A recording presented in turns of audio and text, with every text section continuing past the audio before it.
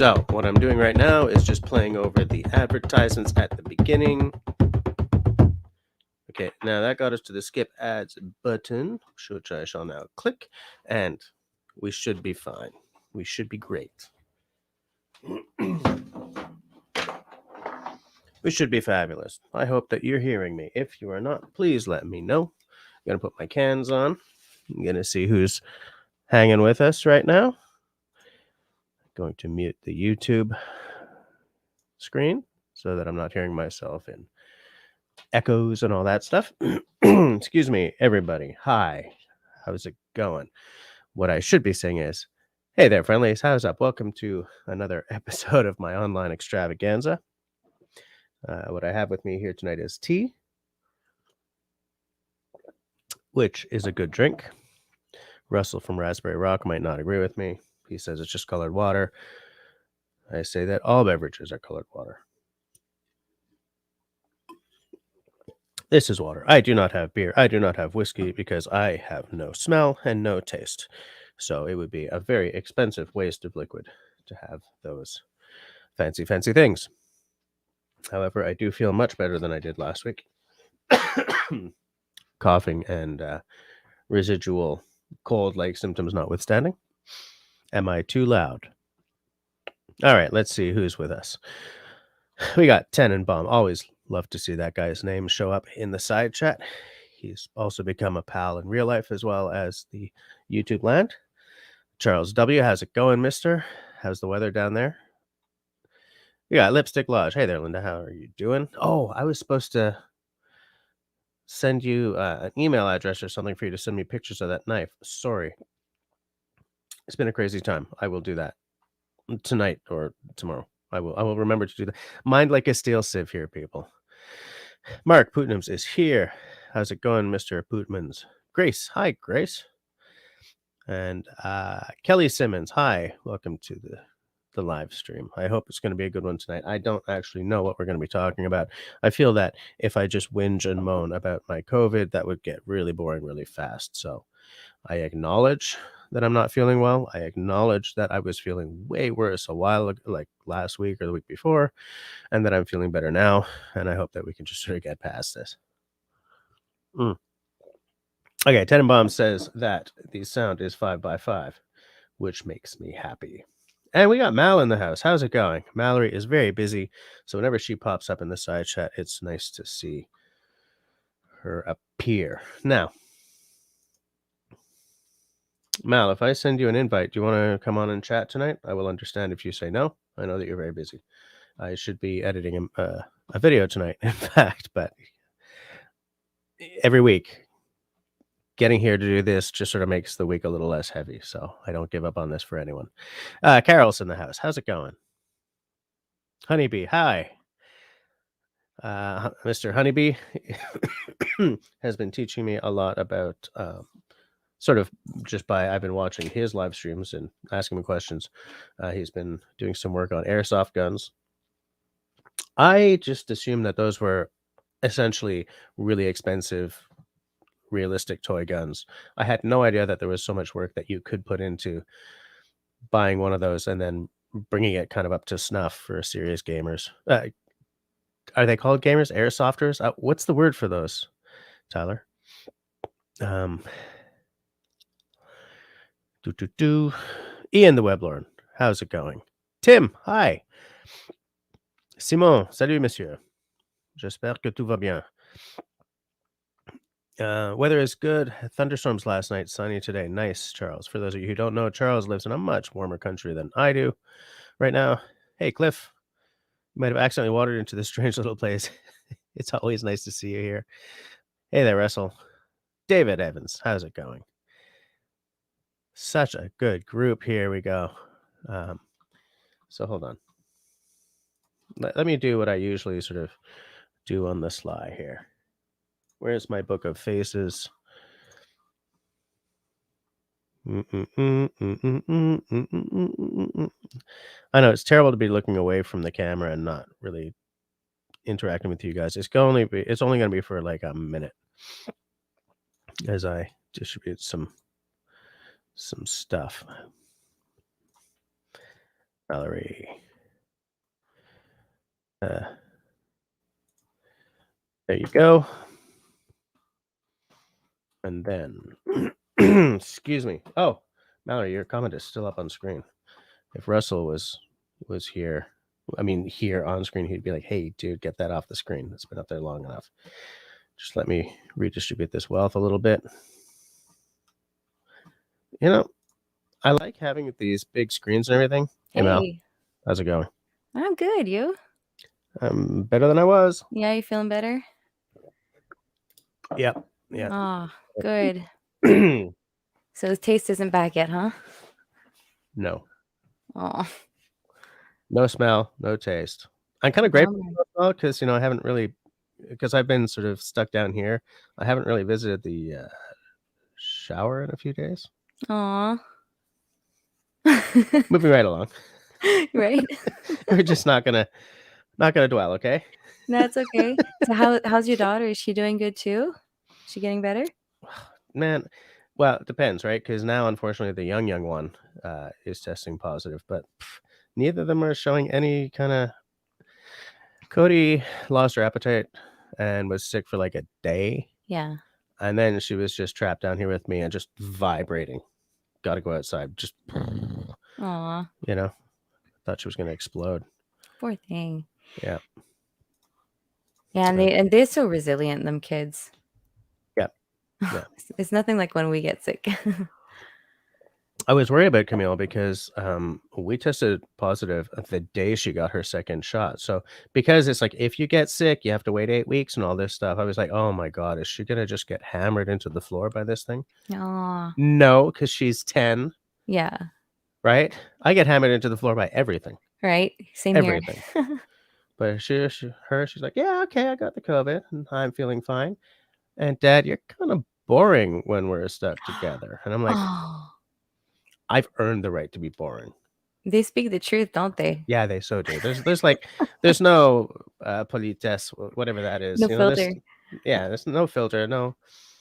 Aw. Dad, I'm kind of bored. Okay, well, here, take your iPad. Hey, everybody. I see hi, Mal, everybody. Hello. I'm here. Yeah, we got a good crew here tonight. You know what? That's a shitty thing to say because that's a shifty thing to say because I've got a great crew every week. Even people who I've never seen before just sort of click right in and start talking. Your live streams are the same. You got a really good crew that hang out every week. Yeah, they're getting bigger, and I might actually be. There's been a lot of stuff going on this week. I'm actually going full time on YouTube. I'm going to dedicate 30 hours a week on YouTube to post more videos now. Nice. So I've been trying to figure out a way how I could do this, as a living. And I just figured I can't do all the farm work and the YouTube at the same time. I had to choose one. Mm-hmm. So yeah, and then with the new car coming and stuff, it's just it's time. So I'm planning everything out. Nice. Yeah, so I might be doing more live streams. I hope that works out extremely well for you. Thank you. That would be fabulous.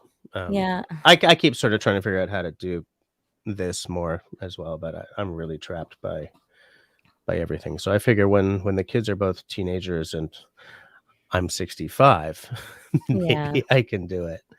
But I know. Hey, I gotta shave. Jeez, it's a good camera. Damn it. Yeah, it's a different reality when you have the kids, and so we got rid of the horses, and so now they're boarded and stuff, and so now just every little thing that I'm going to be able to do, I'll be able to film. Yeah, it's like if I go see the horses, I'll film that, and then if I build a Quincy, like we're going to build a Quincy maybe this week, we're going to film that. So I just want to say hi to Canadian. Nice to see you. Hello. Welcome to the show. Excuse me. Yeah. Aw. Oh well, whatevs, right? Yeah, I'll get through. How many days has it been? Oh, I'm essentially home free. It's been what, 10 days that I've been trapped down here now. Yeah. Like I'm not infectious or anything anymore. I'm gonna shift back into my normal life like tomorrow. Today was work and blah blah blah blah blah. So yeah.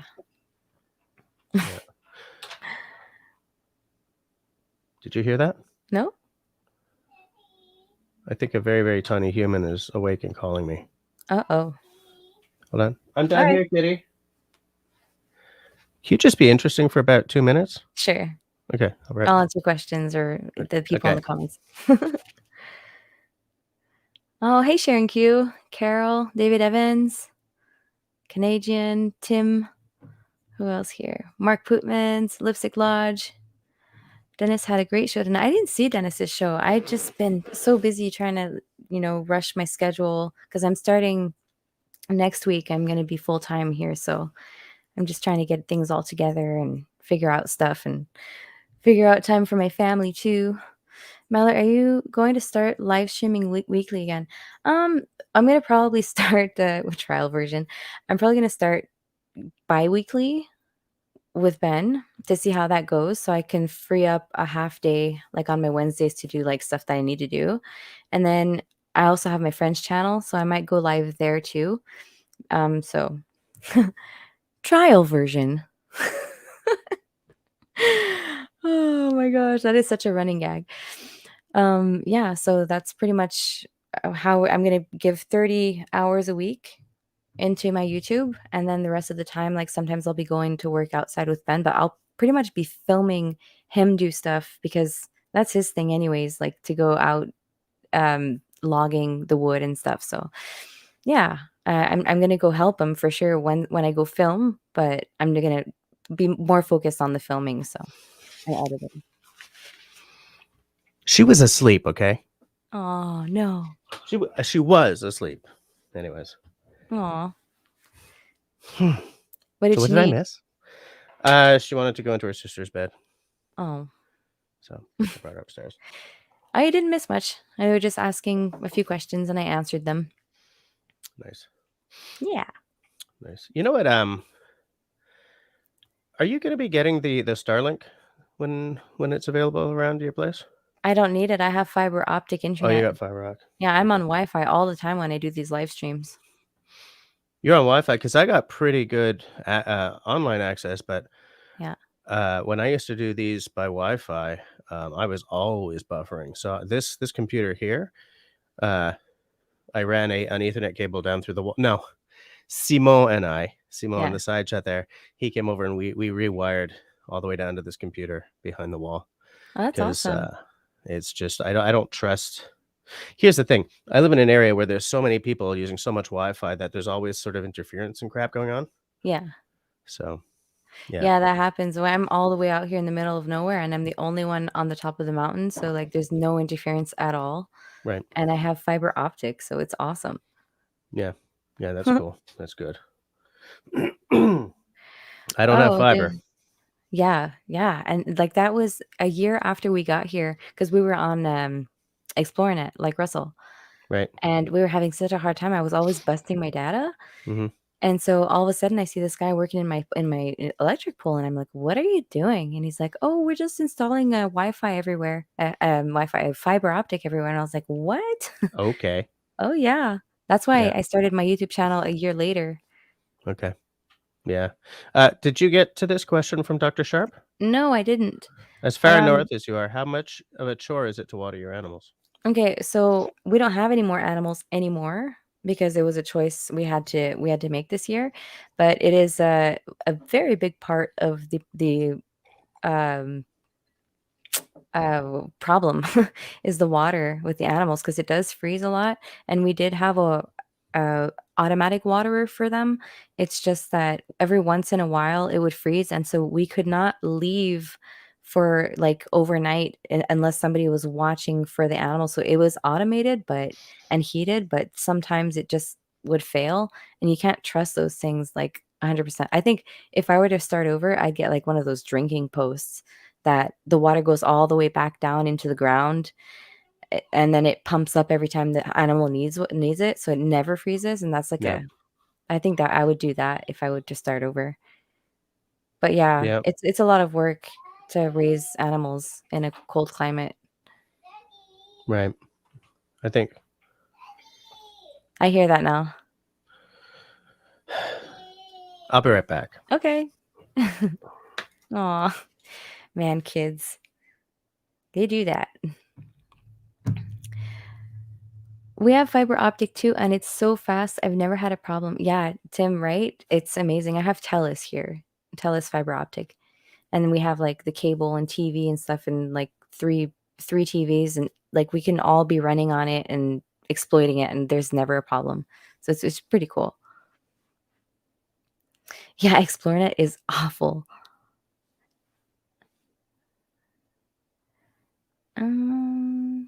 Hey, Serge. Good evening. Time for being a good dad, yeah.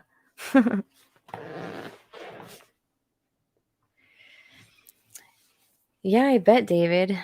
I mean, we just had a cold here like a few months ago, and everybody caught it, and it was just so hard on the whole family. It was one after another. Goodbye, Com said, let me know if you want tips on how to do it. Oh, are you talking about the hardwire the computer into the Ethernet? Probably. Oh, Shawnee, glad to have this stress-free live stream to look forward to every Tuesday. My parents' house burned down, so it's been a roller coaster. Oh my gosh. I'm so sorry to hear that, Shawnee. Hey, Russell. Hey, this is I can I can control Jess's live stream. Oh yeah, you can do that. Oh, I He may think have there's forgotten. echo when I talk. Oh, hold on.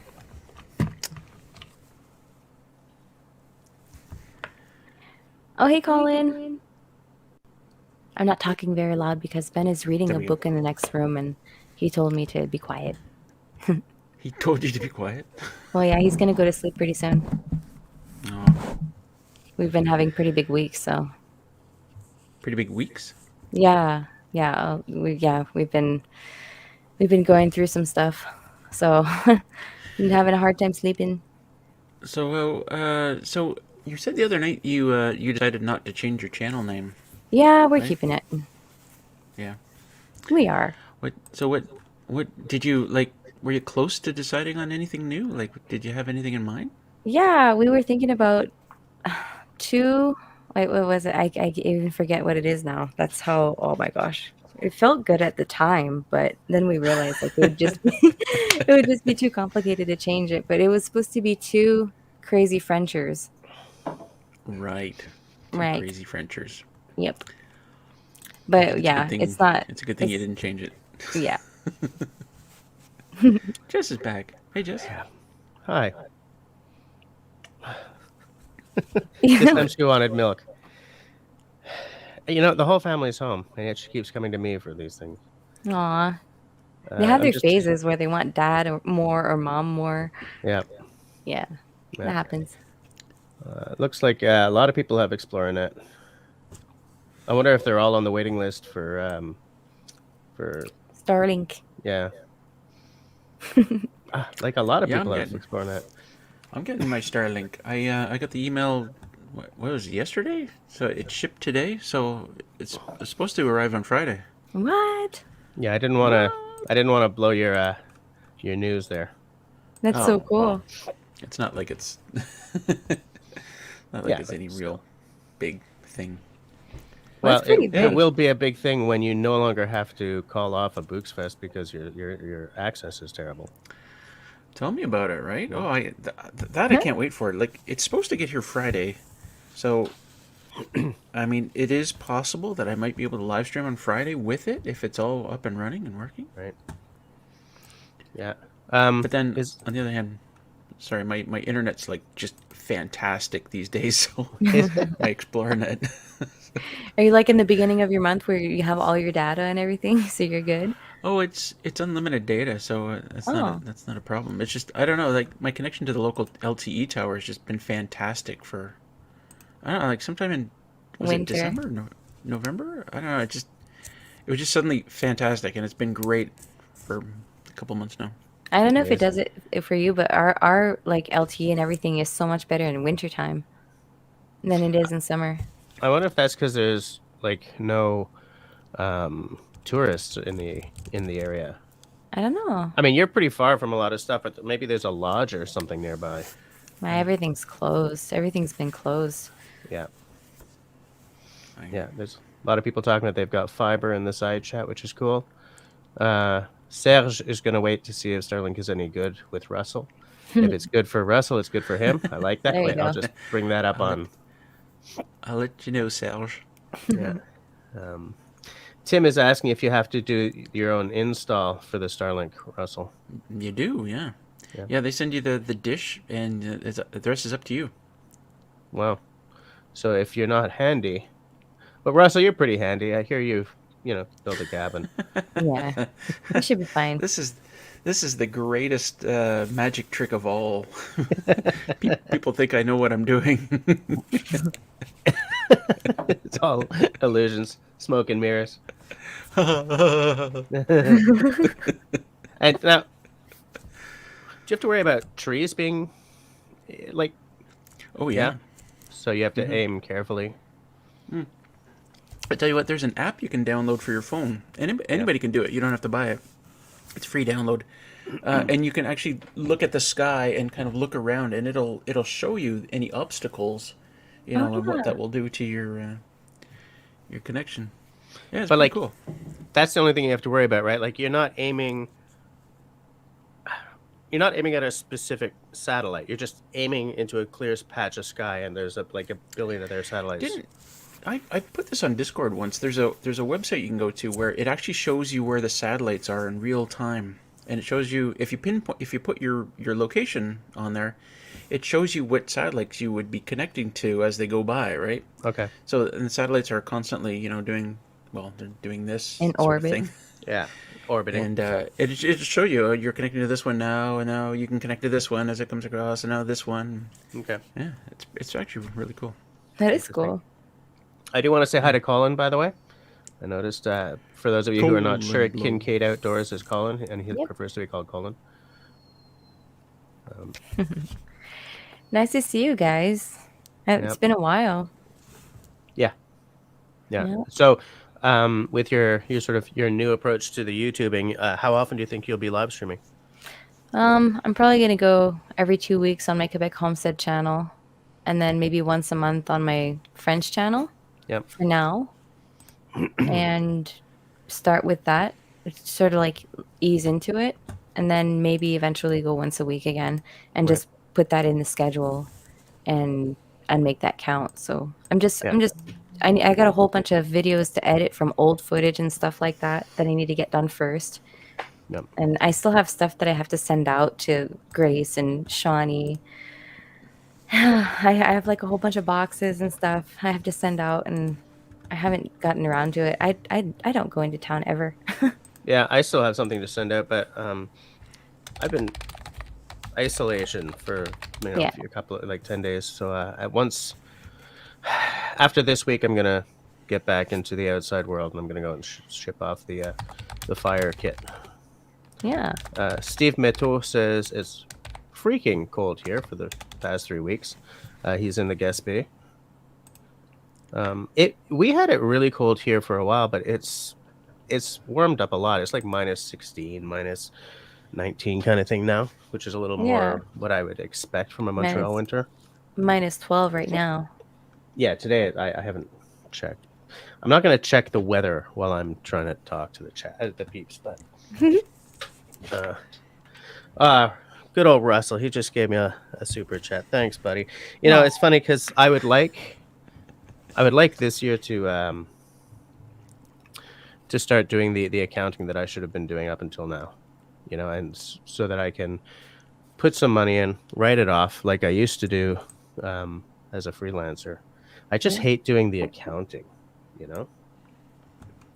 keeping track of everything. I don't do mine. I get mine done. Which is what I'll do. Like right now, it wouldn't pay for itself right now, but I've got like a lot of subscribers now. Like I'm not at 3,000 or anything yet, but I'm creeping closer. Yeah.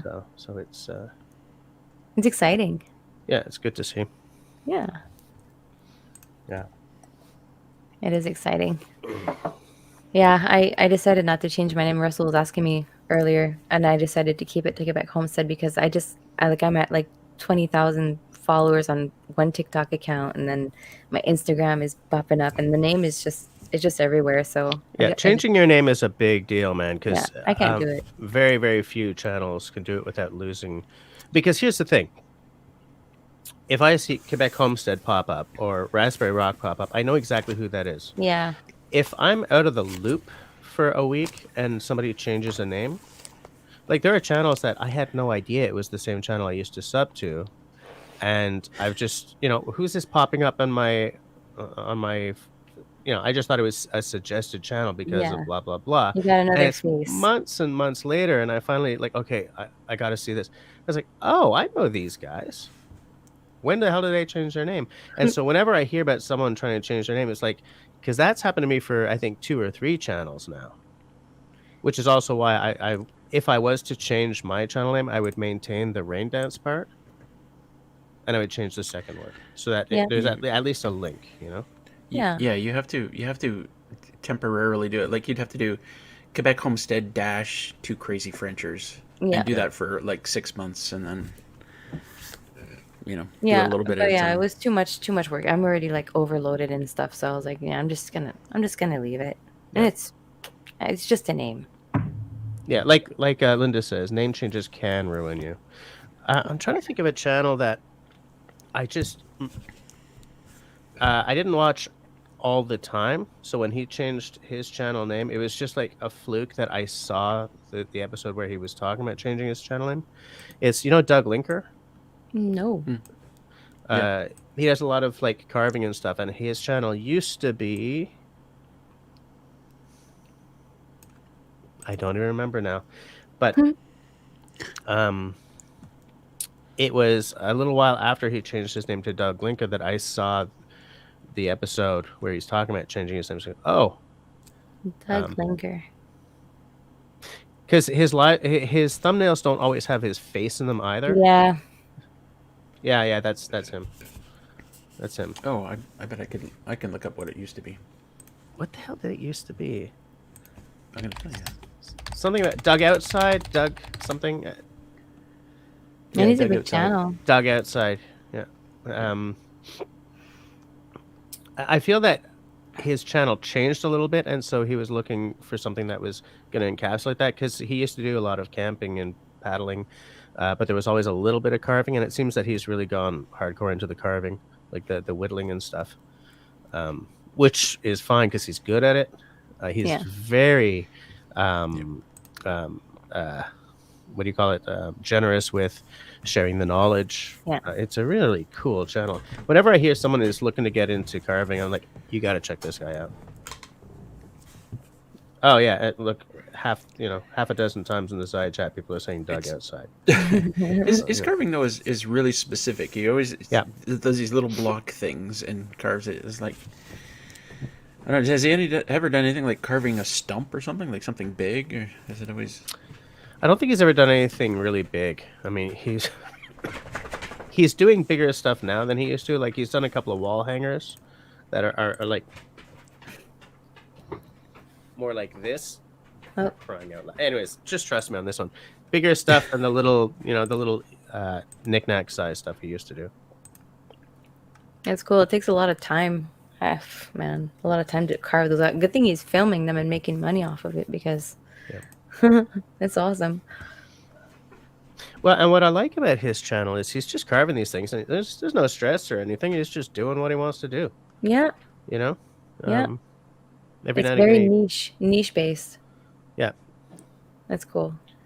But I mean, I'm a bushcraft channel. That's pretty niche too, right? So I'm not gonna. I kind of feel that. How do I say this? Bushcraft is not a huge niche to be in. It's not a niche that attracts people who aren't really kind of into stuff like that, unless you sort of catch in a tertiary way someone who's into like homesteading or off gridding. So I mean, I'm not going to diss someone for having a really niche channel. I feel that sometimes when I'm rabbit holing, one night, I'm watching something and click, click, click, and I ended up in this really niche kind of. I specialize in studying Yeah. the moons of Jupiter. I'm like, I'm gonna watch everything you've ever made, because I just love that stuff. I know it's so important to have a niche too. Yeah, It is. It's yeah. you know what I found a channel earlier this week. Something like John Drinks Water is the name of the channel, and all his videos are just he drinks a bottle of water. That's it. That's his video. Glug, glug, glug, glug, glug, glug. Really? Like, And he's got like sec- 65,000 subscribers. Oh my gosh, that is so weird. Talk about good niche. to know. Yeah, Well, I guess we all drink water. yeah, I don't need to see And a it's video like- on how to drink it though. yeah. It's like TikTok videos. You can scroll for hours and just watch like the same thing on one channel, and Yeah. it just goes on. I go through phases though. You guys probably do too. Like, where every day I'll watch like Philip DeFranco or something, or like every now and again I go through this phase where I don't watch any bushcraft channels or any prepper. Well, I'm not a big prepper, but like I don't watch any of the survival channels. I sort of watch a lot of like Hank Green and guys like that, and then it'll sort of generalize again where I'm watching those guys and the channels that the Joe Rogan and stuff like that. Hey, what? Nah. Are you going to bed? Okay. Bonne nuit. Bonne nuit. Yeah, that's my cue, guys. All right. All All right. right. Have a. Hey, Off Grid night. Living with LSH is in the house. All right, everyone, say good night to Mal. All right. Good night. Good night, Mal. Good night to Mal. Good night. Bye. Bye-bye. Thanks for coming on. You're welcome.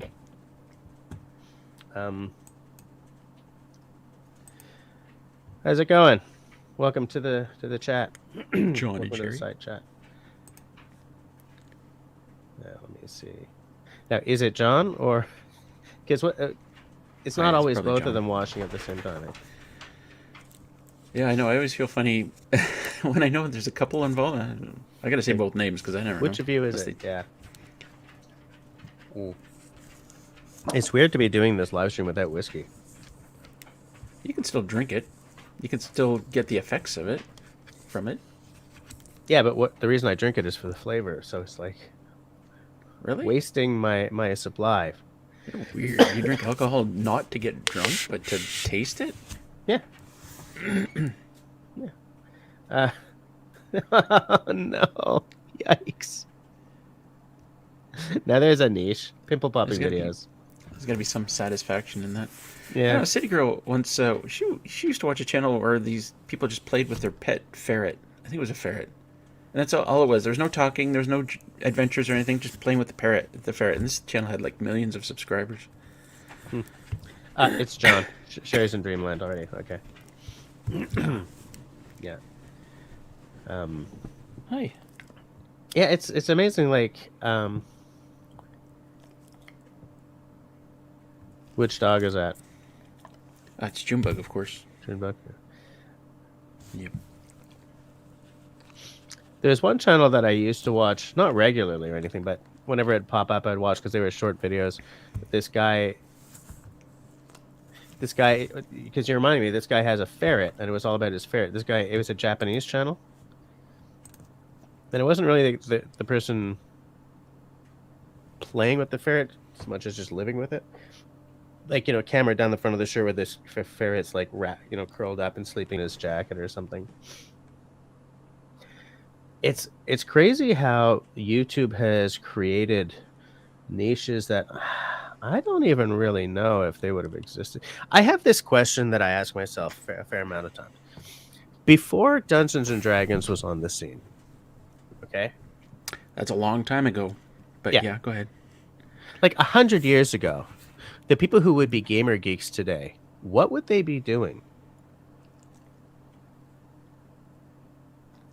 Because I mean, it is the drive to be that nerdy geek. Is that a product of things like Dungeons and Dragons and role playing and all that stuff existing, or does that stuff tap into a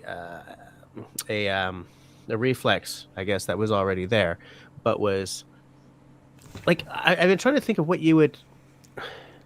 I think that nerddom is a product of having some leisure time, right?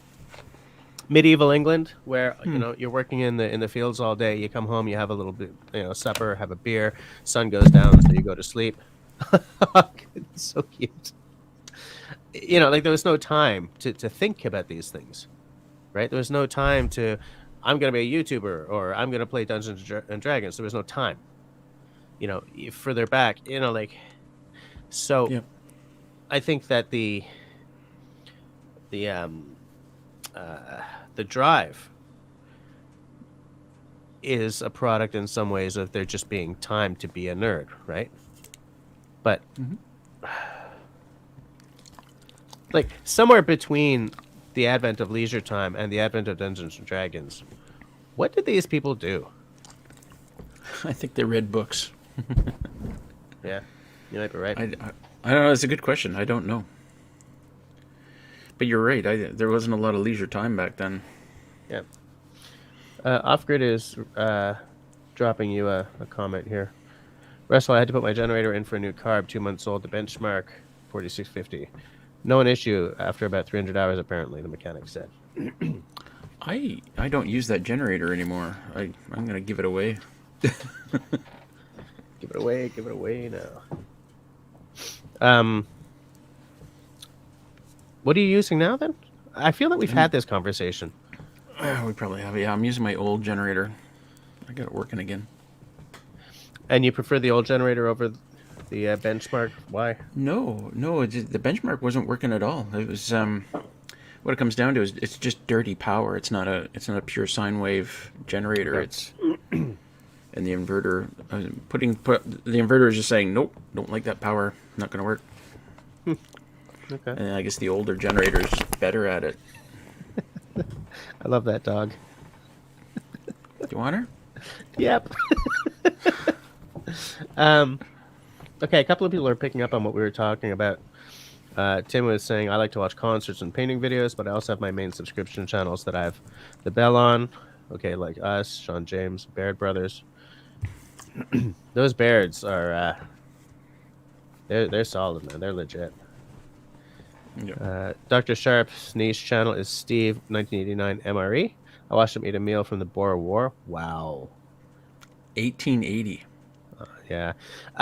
You know what? For those of you who are into MRE/IMP channels, how many of you guys know about Paul Bikima? I'm gonna see if I can bring him up. It's a guy who I know, and he's just sort of trying to bring his channel back from the brink a little bit. Like he wasn't spending a lot of time on it, and he's decided to get back into shooting the videos and stuff. So I'll just drop him here. But he does a lot of he does some EDC stuff as well. But the main thrust of his channel is Windows. Your key combos are terrible. I feel the same way about Apple.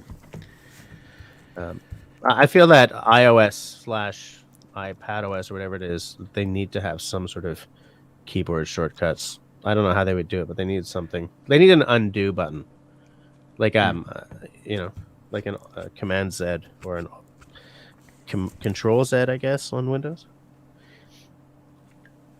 Anyways, yeah. So because a couple of you guys, like Cliff and a couple of you are mentioning MRE review channels. So give Paul a look if you like and you follow. Tell him that I sent you. He's a good guy too. I've spoken to him. That seems like a limited thing. Like how many MREs can you have? Like how many are there? A lot of these channels go super international, right? Like, hey, I've got a British meal pack today. I've got a Russian one. This is Japanese.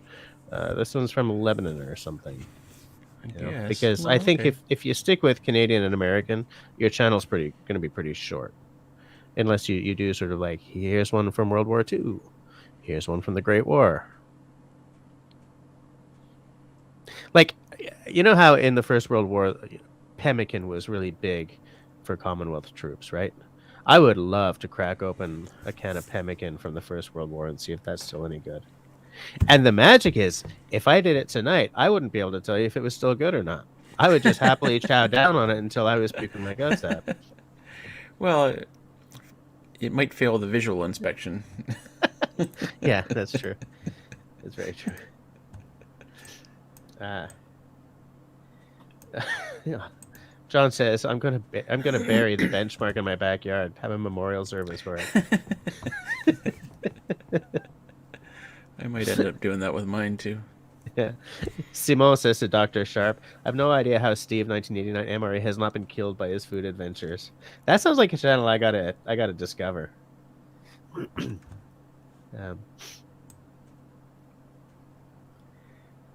Okay, yeah. In fact, he went back to his old generator too. So why would they make a generator that doesn't have a pure sine wave?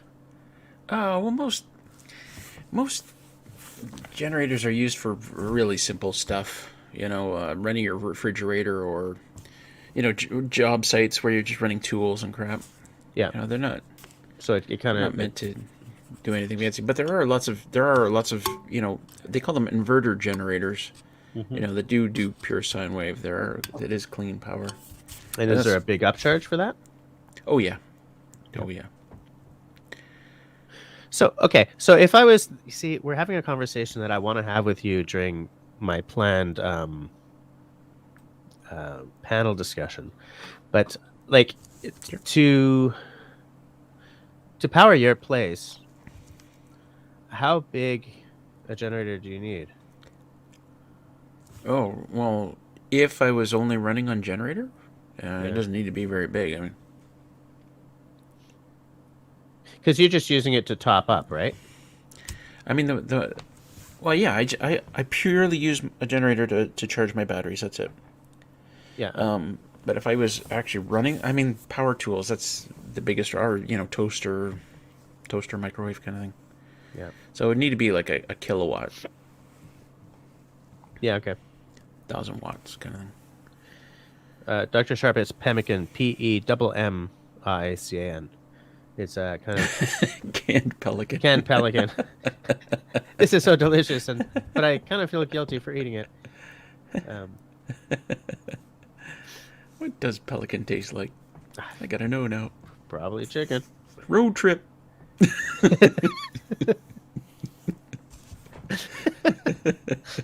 Here we are in Florida, looking for a pelican. Oh, Charles just bought a generator too. It's funny, like there was a time when I mentioned the word generator and nobody would know a damn thing, but it's like YouTube has put me in touch with all these people who know these things. Because like if I was to try to buy a generator, like say we had another wicked ice storm like we had in '98, it knocks part of the province for days and days and weeks. Yep. And I was to look for a generator. The thing is, like, you don't just buy a generator and plug it into your outside socket, right? You have to. There's a certain amount of work that has to go into prepping your house. Am I correct? A little bit, yeah. You could just run extension cords into your house and. But the big thing is your furnace is probably hardwired directly into your electrical panel. Right. And that's one of the things I did after that ice storm. Actually, is I unwired it from my panel and actually wired it to an outlet, and then, I put a plug on the end of it, and so I could just plug it into an outlet. Right. So that way, if the power went out, I can just unplug it from the outlet and plug it into the generator. Yeah, I see it. Okay. Simone says that inverter generators are closer to UPSs than a crude square wave AC one. Yeah. Okay. Tim says Generac makes a good generator, and then Sandsock says, "Evening, guys. Hi there, Sandsock. So is Generac a company you know?" Generac is my first generator is a Generac, the old one that I'm still using, and apparently they do make a good generator. Yeah. There's no frills, there's no bells and whistles. It's pretty basic, but Linda's got a Generac as well. Yeah. John, I'm feeling better than I was. I'm on the mend. Still a little congested. Still no sense of smell or taste, but I got off easier than a lot of people I know, so I'm not going to complain. Just taking a look.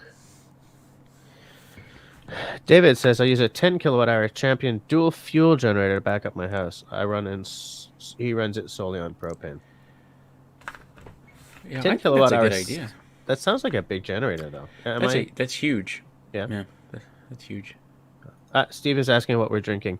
I believe that Russell is having a Waterloo Porter. Stout. I thought that's funny because I thought you were going on the colored water bit because you started out water. Yeah. Water based. We're both having flavored water. I like that beer. I do too. You know, I didn't like it. Well, I wasn't a big fan of it when I first started drinking, but it's really grown on me. This is kind of my go-to because it's one of the few stouts that the LCBO always has in stock. Right. So, well, almost always. Yeah. And Steve, I'm just having tea and water tonight because if I have no taste, there's no reason to drink scotch. Yeah, next time I'm near Hawkesbury, I'm gonna jump over the line and get some of that because you can't get it here. You can't get this? I don't think so. I've never seen it here. Oh. Well, here's the thing. That doesn't mean I can't get it here because, like, IGA has a great sort of microbrew section, and like Provigo has a great microbrew section, but they don't have the same selection. So it's entirely possible that I'll walk into an IGA somewhere and see that. But as yet, I've only ever gotten it in like Hawkesbury. Yeah, so Dr. Sharp says, yeah. So it's an important point. And I think that's what David Evans was talking about General. I think that does it either automatically or it's a transfer switch. Because you get into it's called islanding actually. Okay. Where here's what happens is there's a guy working on a power line somewhere down the street and he thinks the power's turned off. Meanwhile, oh yeah, okay. You're pumping electricity back onto the grid accidentally, and you've become an island of electricity. Right, I get it. Well, that's something to think about too, isn't it? Tim says, because of the emission requirements here in California, Honda refuses to sell new generators in this state. The older generators can stay, and we can still get parts. I think that's a great story. They kept changing the regulations. Honda finally said, "Screw you." Yeah.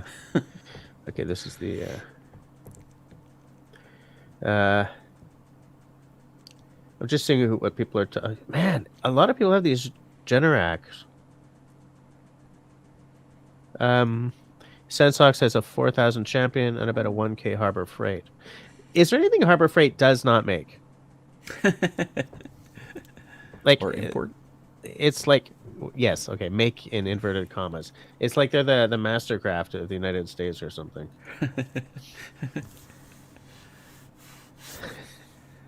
Of course, Simo would have had would have used a homemade one.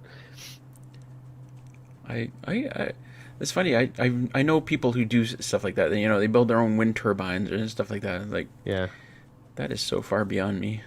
Yeah. Yes, Steve. I have had much Pit Caribou beer. That's from around where you live. Good stuff. Never heard of it. Yeah, it's Quebec is like Ontario and Alberta in that there's a huge number of microbrews. And you can't necessarily always get them outside the province.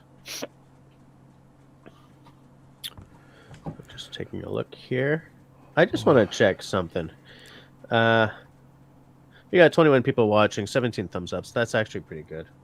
I guess I won't whinge too much, but if you do like what's going on here, you could hit that thumbs up for me. Simone is saying, whenever possible, run your generators out of natural gas. That's the best combination that you can get. Natural gas is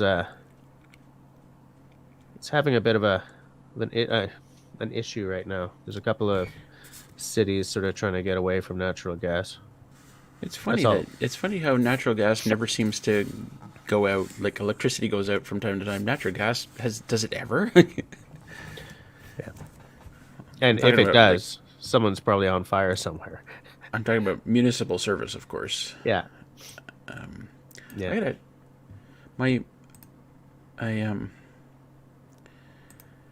my video is about to break the 10K per hour.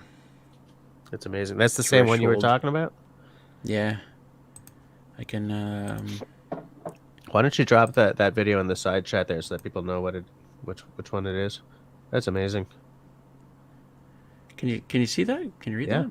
Yeah, I can see that. That is amazing, and I've never had a People love the snowstorm that trapped.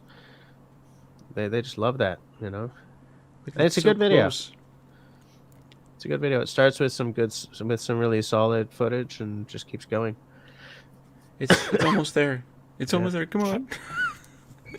One more. I was talking about this on Discord, but see the blue on the right, the last 60 minutes. There isn't a single 100. There isn't a single minute that I didn't get at least 150 views in that minute. Yeah. I used to. I remember when I was. I remember thinking, will I ever get like a single view every minute? Uh-huh. Yeah. Come on. Just taking a look in the. Oh, jeez, it went down again. Yeah, I see that right at the end there. Sensox is saying you have to watch the hours on those Generacs with sustained outages. It's like every couple of days you have to change the oil.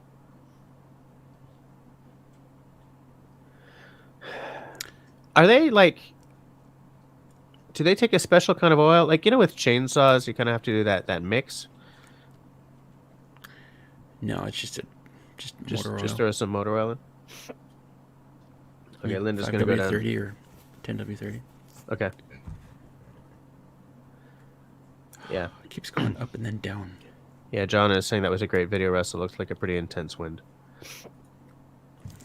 That was some weather. Really well. That's for sure. That was some weather.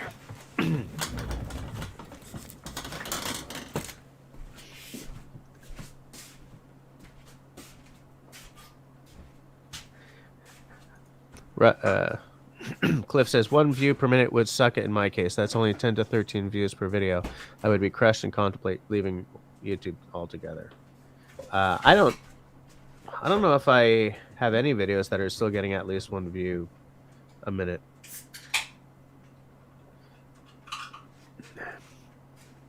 David wants to get a remote start generator so Pam can start it in case he's not home. So is that like with a little remote control kind of thing? Yeah, you get a little fob. Okay. At least you can get them with electric starts, so you just have to go out and push a button. Those are nice too. That I would like. I don't like the sort of, Yeah, the pull cords suck.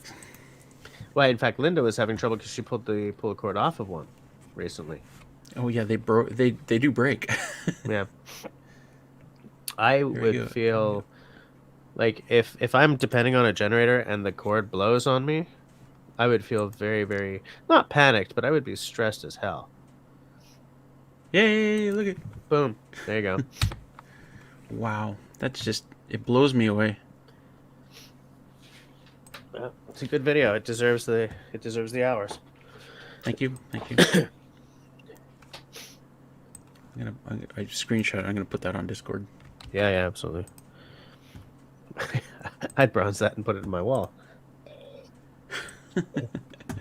Well, I want the silver play button is gonna go on my wall. Hopefully one day. Yeah. John says people like to see shift storms. I'm going to record burying that generator. Probably be our top video. Yeah, that's the thing. People like interesting content, and very often, unfortunately, that means trapped in the cabin. My generator blew up. Drove my car into the ditch. My dog died. Like people love to crisis watch. In fact, I think that people like to crisis watch more than they like happy stuff in a big way. Unless it's like, gave my dad colored glasses so that he can see colors, and it's all heartwarming and stuff. Or, brother came home from Afghanistan and surprised his sister at her wedding. Like those heartwarming blah blah blah. You know what are the best is I came home from military service and greeted and surprised my dog. Right, Yeah, those are the best. The dog just going batshit crazy. yeah, absolutely. Yeah, well, because dogs. I wish more people were more like dogs. I don't mean that I wish people were simple, but there's because I've had dogs before. And Russell, I know that you know exactly what I'm talking about. When a dog loves you, it's unconditional, and Yep. it's constant, and there's no drama to it. They just Yep. Yeah, dogs are amazing. dogs are fundamentally good creatures. In many many ways. Um, Sensock says, I used my champion for several years, ran it even today after it was sitting under ice and snow for a few weeks. I use it for small augers or remote battery chargers. I have been grateful that we bought a remote battery charger for my car this past week. That's for true. And then, of course, Sensock says, gave dog LSD so it can see colors. Huh. I hope you're kidding. Steve is waiting for Dave Evans to get back so I can send him some IPA. Oh, from the Pit Caribou.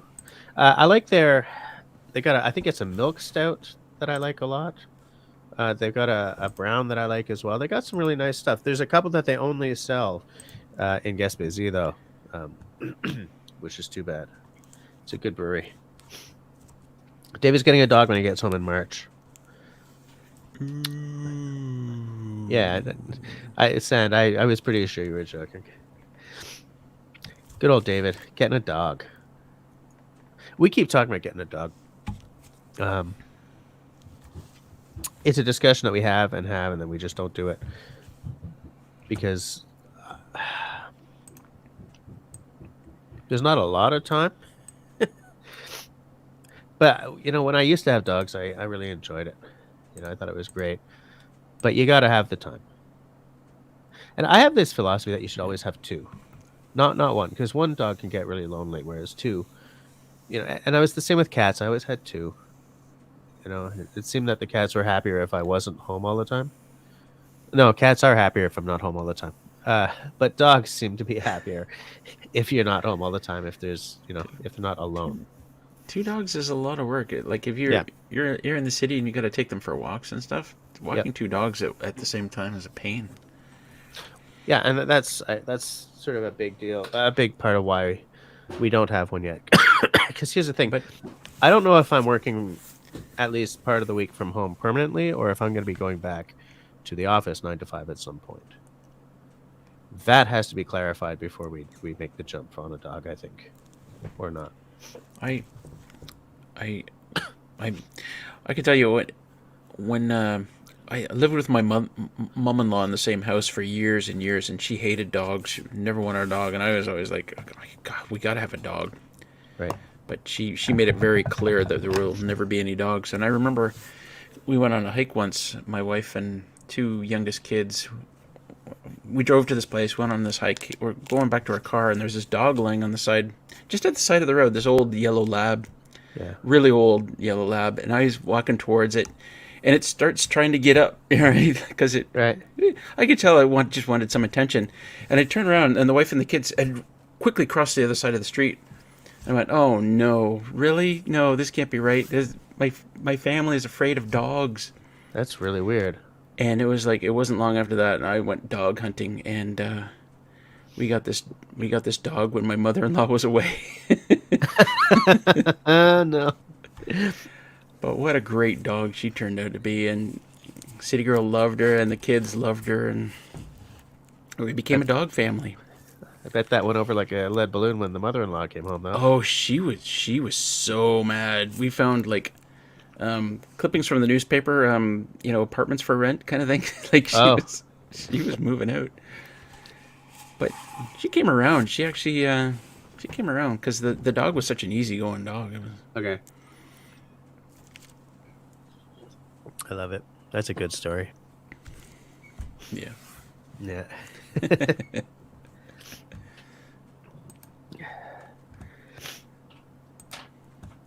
we go.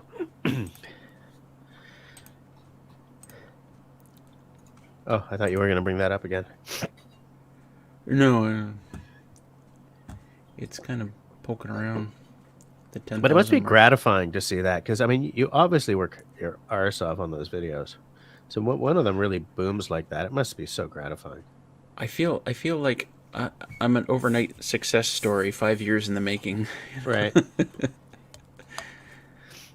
I kind of, it is very gratifying. It's kind of like, you know, what's funny is I said to, I was talking to City Girl last week, Wednesday or Thursday, about the video that I was working on. I was right in the middle of working on it and filming and all that. And I said to her, this is the one.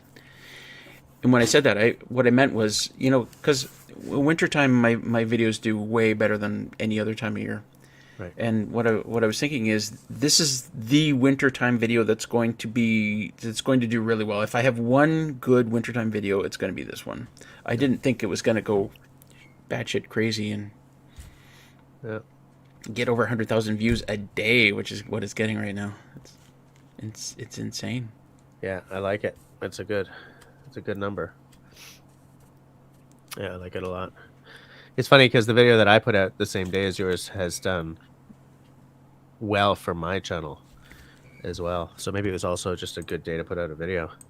Yeah, Fridays work for me. You know what's funny is I was looking at, like, Sean James put out a video on Friday and it's got 500,000 views, but I'm like, I'm catching up to him. Yeah. I might finally have a video that does better than one of his.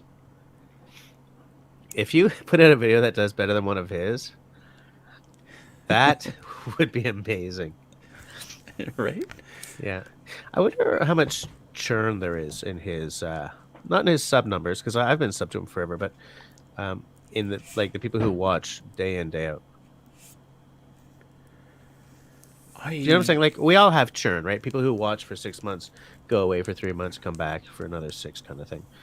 And I wonder what kind of churn he experiences.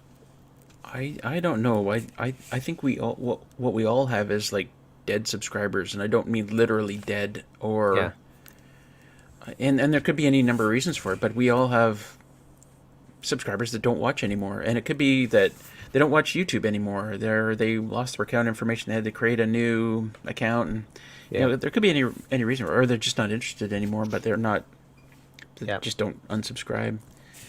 But it's always growing. That number is always growing. So our growth has to be bigger than the growth of the dead subscribers. Of the dead subscribers, yeah, absolutely. Yeah, I know I've got a bunch of dead subscribers because there are names that, like, if I look at one of my videos from 4 years ago, there's names that sort of pop up and pop up and pop up and just don't anymore. Well, you don't know if they're still subscribed yet. And that's one thing I've been asking for a while, like on from YouTube, is like, give us some data on, subscribers don't watch anymore. Are there? We should be able to see that. Like here's the number of subscribers that haven't watched in 6 months, haven't watched any videos. I'd like to know that. Yeah, as close as YouTube comes to offering that, though, is every now and again they go through and just kill off all the zombie accounts, right? But they'll never do that.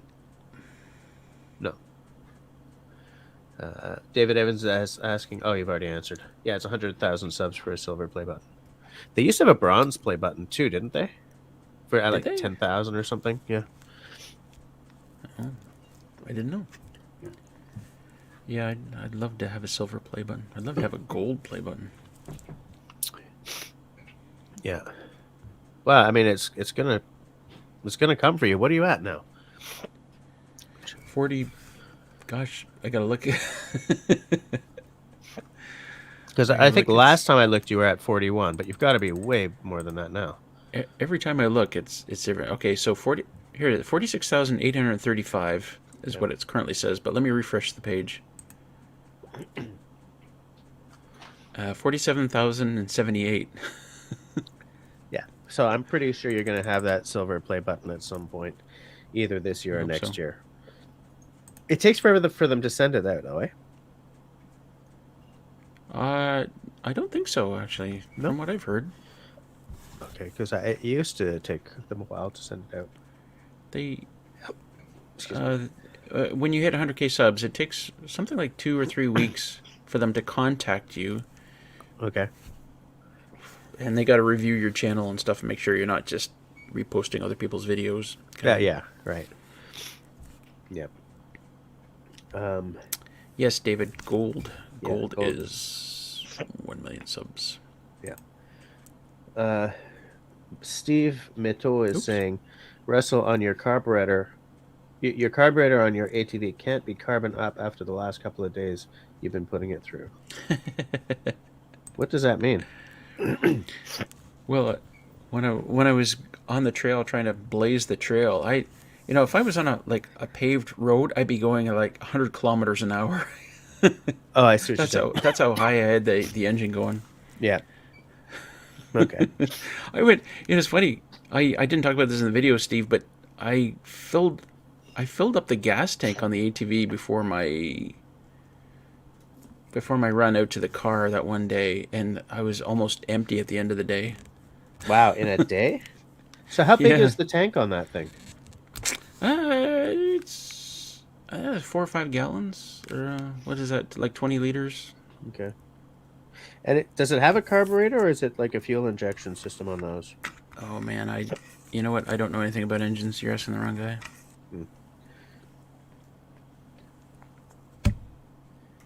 It was, yeah, Simone has it, but I get it. It's a joke, right? Dr. Sharp says, I cannot watch all the channels I like. I do try to cycle through them when I can. And I guess I'm kind of getting at that when I wonder about churn and stuff, because I could not possibly watch everyone who I'm subscribed to either. But I try to catch up with everyone, watch a few in a row kind of thing. On the semi-regular, so that I'm always sort of up to date with everyone. It is so much harder than here's the thing. I see YouTube as give and take. If you're sub to me and you have a channel, I'm going to check you out as well. Because I feel that we're both on the team at that point. So I'm going to make the effort. If it's someone who is supporting me, I'm going to make the effort to support them back. In some ways, doing like what Russell's doing now, showing up on my live streams and stuff. I've been on Colin's live streams a few times. Because he talks about some cool stuff. He talks about archery a lot, and at some point I would like to get into archery in at least a small way. But it's also just being on the same team. We're supporting each other that way. I kind of feel that this is almost getting political of me, so I'm just going to shut up and move on. Sandsox wants to know how many liters is in gas is to a gallon. Is a gallon like 4 liters? 3.8 or something? Something like that. It's pretty close. Yeah. David's ATV is under 3 feet of snow.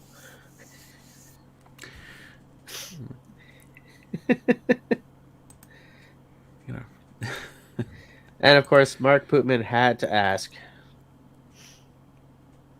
He had to go there. Isn't a Canadian gallon the same as a U.S. gallon? I think that a Canadian gallon is technically. Well, you know how like a British fluid ounce and an American fluid ounce are different, and we use British fluid ounces. Yeah, we don't actually have a Canadian gallon, do we? Not anymore.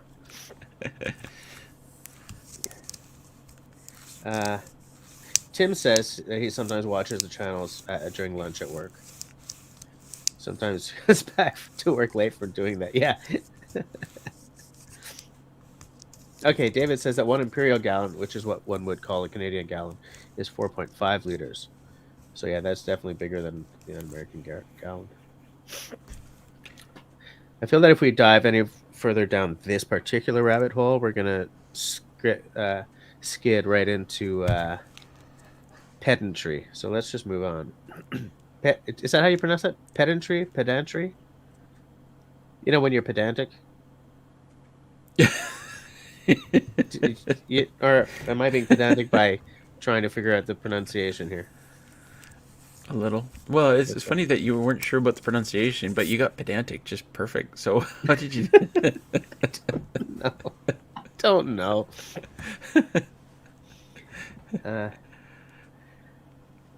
Sharon, hi Sharon, tries to make the effort to watch all new videos put out. Support is important to everyone. It is. It absolutely is. It's really important for small channels. Yeah, It's for larger channels, it's not important at all. that's true. And I actually think when you're first starting out your channel, whatever it is, it's great to get in with other channels because there's like a network. Whatever your niche is, there's like a network of channels, and they all kind of whatever it is. Everybody supports everybody else. If you do a live stream, everybody comes to your live stream. You go to other people's live stream. I think it's a great way to grow in your first up to 1,000 subscribers. After that, it's gone beyond that. It's gone beyond support from just other channels. You have to find real subscribers that will watch your stuff. That's true. Steve says he wishes he was in a place like you, not bothered by anybody.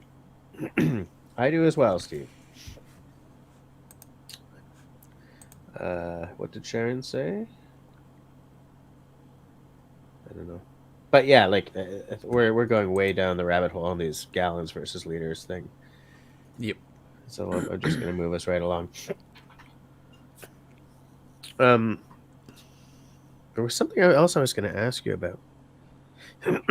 Yeah. Okay. I was looking at pictures of your. No, I was looking at some of your thumbnails that have your cabin in the background, and I wanted to ask you: is your chimney on the wrong side of your roof because of where your solar panels are? Well, it certainly doesn't help because the creosote from the chimney, kind of gets on the panels, but it hasn't really been a problem. Yeah, and there's also shading from the chimney as well. But the problem I had in designing the cabin was, I wanted to put the wood stove on that side of the cabin, but kind of that's the view of the pond area, and I didn't want to use up space there where I couldn't have a window. Like I wanted to have a dining room there. I wanted the kitchen to kind of face the. So it just didn't work out that just didn't have a spot to put it on that side of the cabin. Right.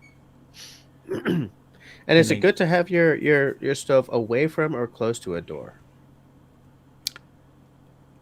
I don't know. Yeah. It's not a very big cabin, so it's not far from a door anywhere I put it. Yeah, I get it.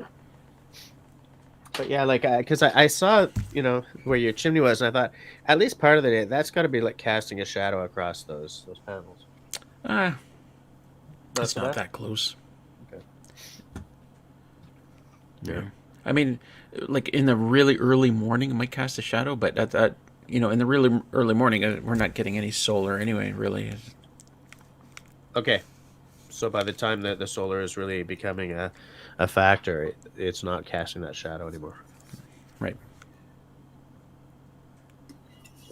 Tim wants to know if he starts his fart channel, if we'll support him. I'm not sure if I would support a fart channel. Unless you're like doing that light a match kind of thing. Seeing how far Blue Flame channel. Yeah. Yeah. Yeah, let us know how that goes, Tim. That's how it goes. I like this. At least we're measuring in hogsheads. City Girl was telling me about this thing that she was reading for cures for toothache, and it was like, one of them was run around a church 3 times without thinking about a fox. Really? And I was like, there was a bit more to it than that, but I was like, you could have just left the fox part out because Jesus. But now that you've told me about the fox, how am I not going to think about it? How are you not going to? Another one was chase a cat parallel to a hedgerow. Okay.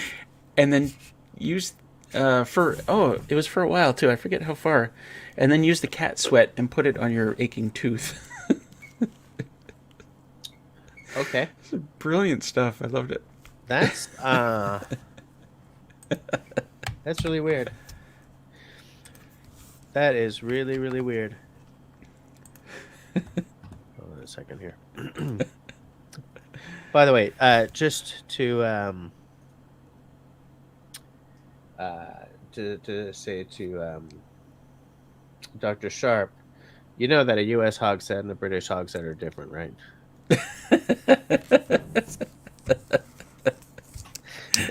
They're like hugely different. But that's all I'm gonna say about that. There, Charles totally, says, Charles. thank you. That's exactly what I was pulling my my pointer over to. Yeah, that would be really cool. I would watch that. That would be awesome. And Charles, no time like the present to start. You know, sometimes people are like, I gotta have the right camera. I gotta figure out how to edit. No. Just start. No, You'll figure all that stuff out, and you'll learn. And you know, it's funny that you mention that because it reminds me of like I got a real problem about these channels like what the hell's his name? Matty Hipoya and Peter, not Follensby, McKinnon, saying just get a camera because we all know exactly what cameras these guys use. And like for a long time, I don't know if he's still using it, but Peter McKinnon was using that Canon, 1D Mark IV, like uber expensive stuff. And I just like, I wish these guys would stop showing us what they're using, or would. I think Peter McKinnon needs to spend 2 weeks shooting everything on an iPhone without telling anyone. And then after the 2 weeks saying, did you guys like those last 2 weeks of videos? Guess what? They were all shot on this. Because those guys telling you to just use any camera, it's meaningless. Because everyone sees the picture quality they're getting. But everyone also sees that he's using a $6,000 camera. And somewhere out there's some kid shooting nothing because he's saving up all his money for the camera that Peter McKinnon uses. Well, okay, so Peter McKinnon is a special case because, the guy's a professional. He does like real commercials for television kind of thing. So of course he's going to use the best camera that he has. But certainly you were right.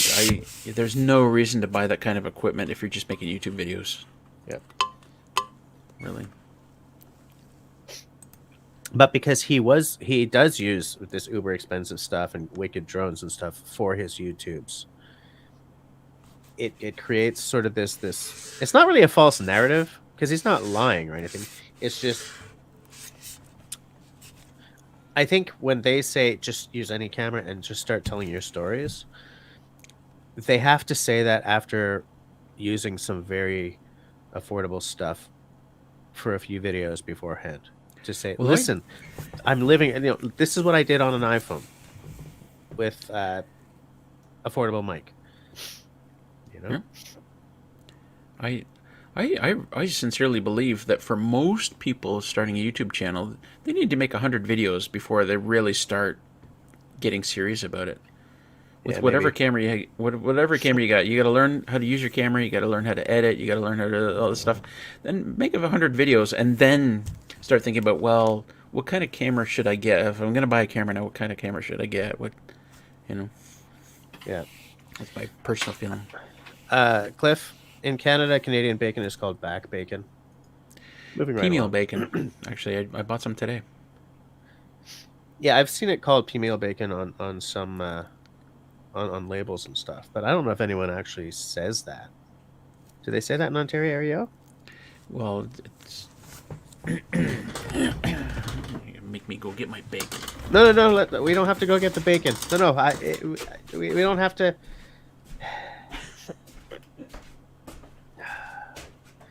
Damn it, Cliff. Look what you've done. Look what you've done.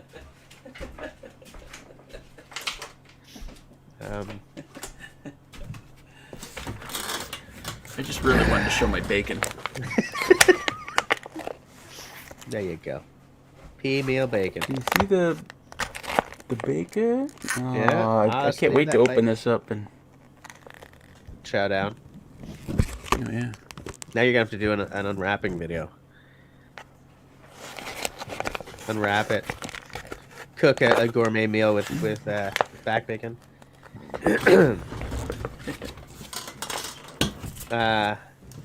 Sandsock says Tinman's chainsaws teaches a lot of people with just a cell phone. Fucking Billy Ray does everything on a GoPro. GoPros are really popular. David says he tried editing some homemade videos with iMovie. Editing is not that easy. No, editing is it's an art form of its own, you know. And one thing, because I'm editing on my phone, my edits are very, very basic compared to what they used to be. But at the end of the day, the only one who cares about that is me, right? Like, nobody cares that I'm not doing J cuts on all my. Whoops. Wait, what did that say? Are we still talking about bacon? You varmints are going to make me hungry. Sorry, we're moving along. We moved on. Yeah, we've moved on. Excuse me. Bacon.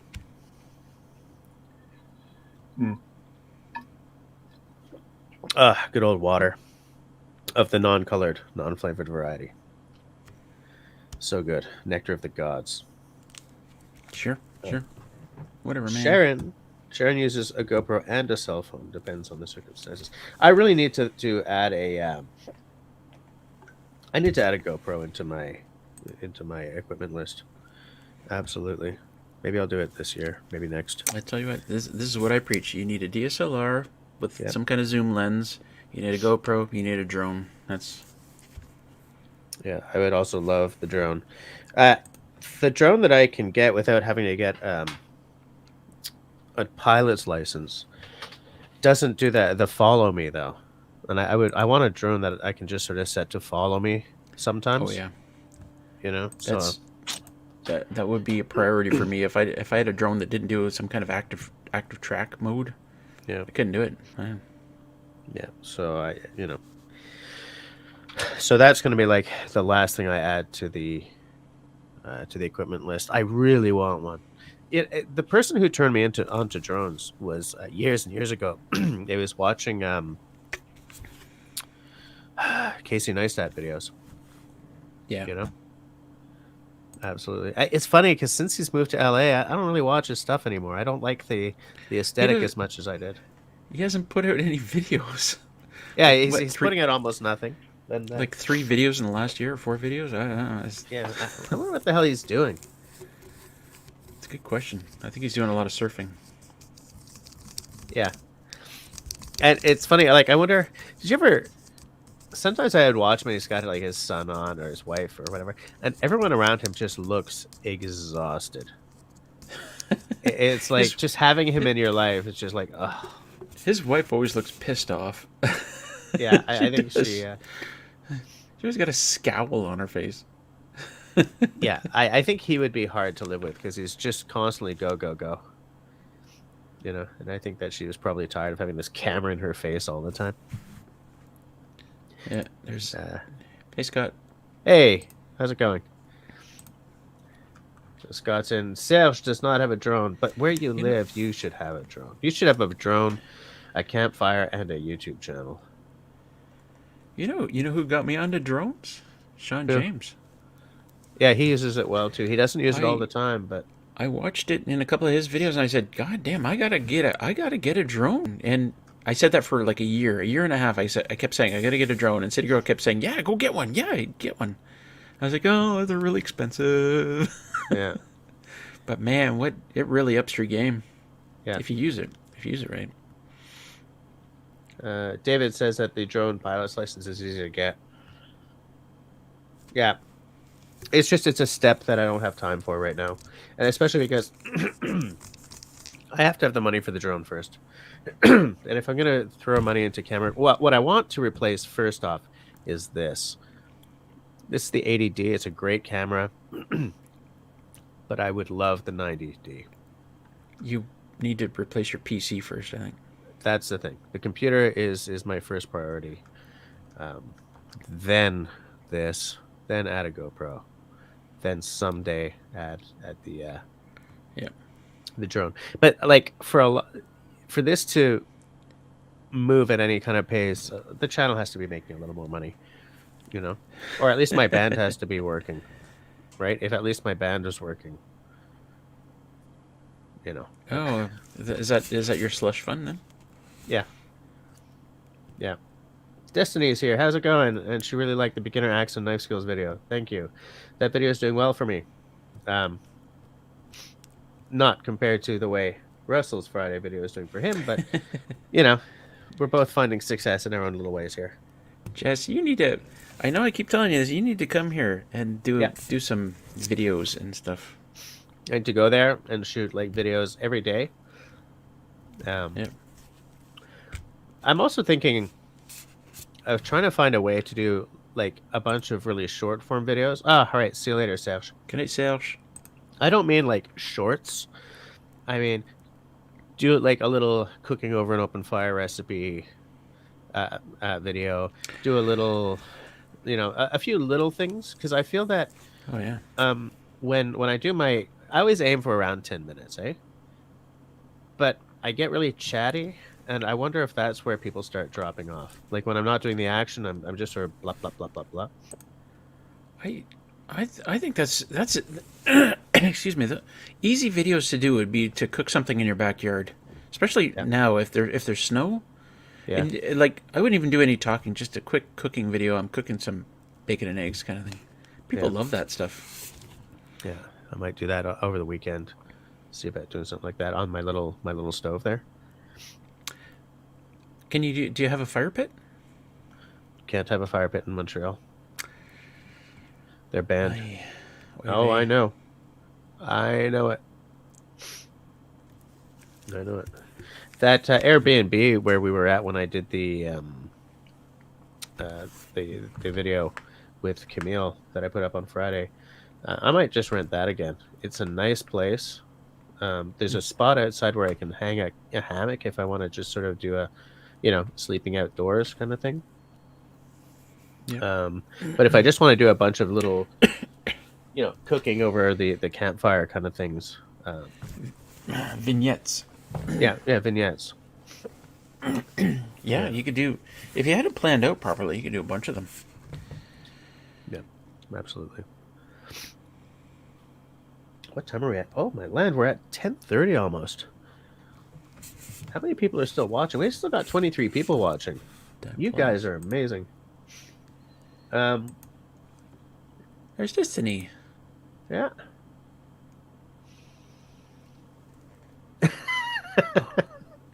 What is it? Suki, what happens at Russell stays at Russell's. Oh. Sandstock says August Hanichi Arborist channel, dropping trees with the GoPro, riding the speed lines, or the drone watching the climate process. Problem trees is pretty cool. Yeah, I would love. Part of the reason I want a drone so much is because I have an idea for like my splash, my title sequence that I need a drone to do.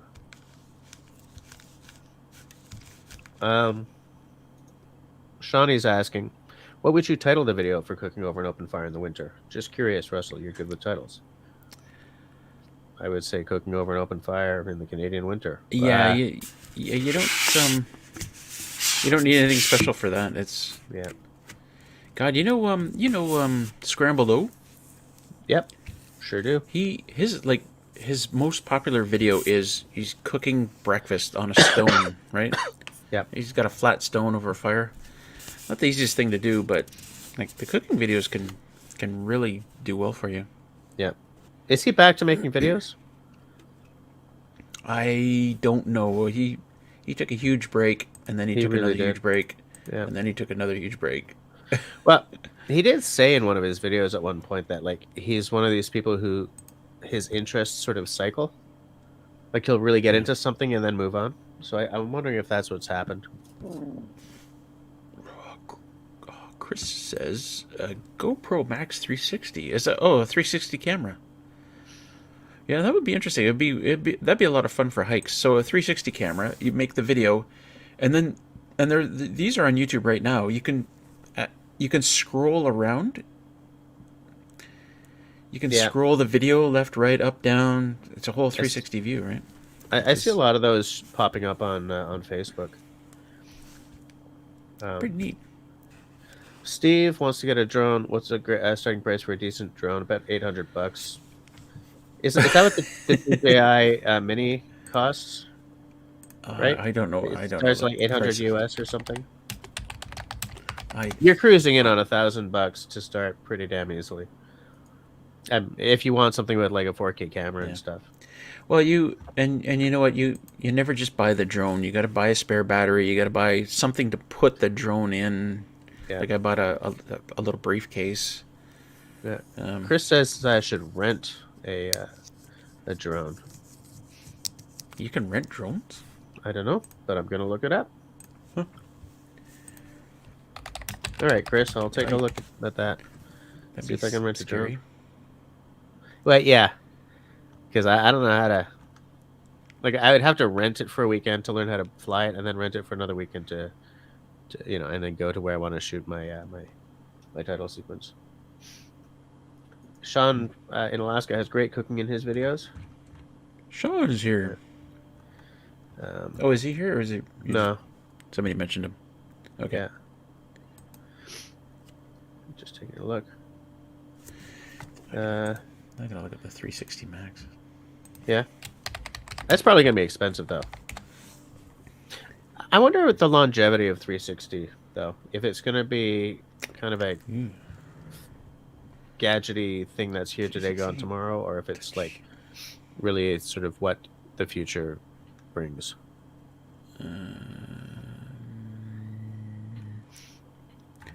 360 GoPro Max waterproof 360 plus traditional camera, $670.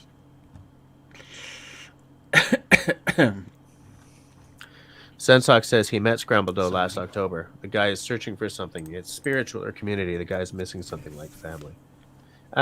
That's sort of I feel that he's looking for something as well, and that his channel was a phase in his search. Yeah. Yeah. You know, and a lot of people are on that kind of journey these days. You know, a lot of people are looking for something.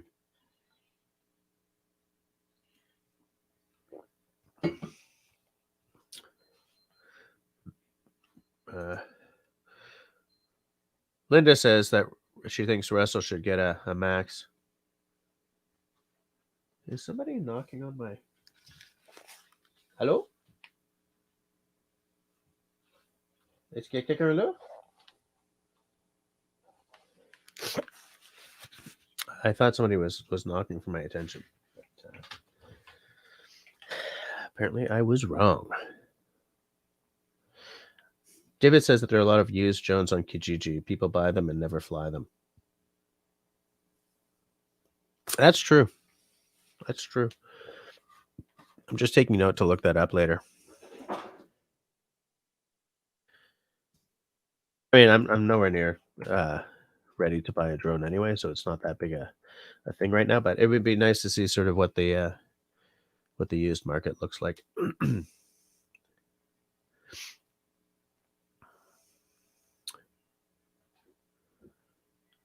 Yeah, Country Boy says that this world is causing a lot of stuff for a lot of people, me included.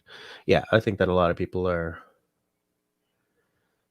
And I wonder if that's because of the situation we live in right now, that it's sort of kicking people into this search for meaning, or if it's just been like that for... I wonder about this stuff all the time. Like, when did it become normal for people to be human resources rather than human beings? And has it been since the Industrial Revolution that the need for a more, I don't want to say spiritual, but a more, I don't even know how to put together the question, but like the Industrial Revolution started the journey of us as humans towards just being human resources, right? And as a resource, you're something that gets used. And does that create a need in people to find something not of a higher purpose, but of a less corporate or meat and potatoes sort of interest or a side of themselves or something. I very much don't want to use the term spiritual because that brings a whole lot of baggage, but Too deep for me, man. damn it, sir. You're supposed to pick it up and run with it. Say, no, this is how it is, Jess. This is how it is. Turn us all into You know what? Dallas or something. Normally I would. I'd be all over that. I'd be all over that, like lipstick on a pig, but no, too deep. Lipstick on a pig. Just wasting perfectly good lipstick. You still got a pig.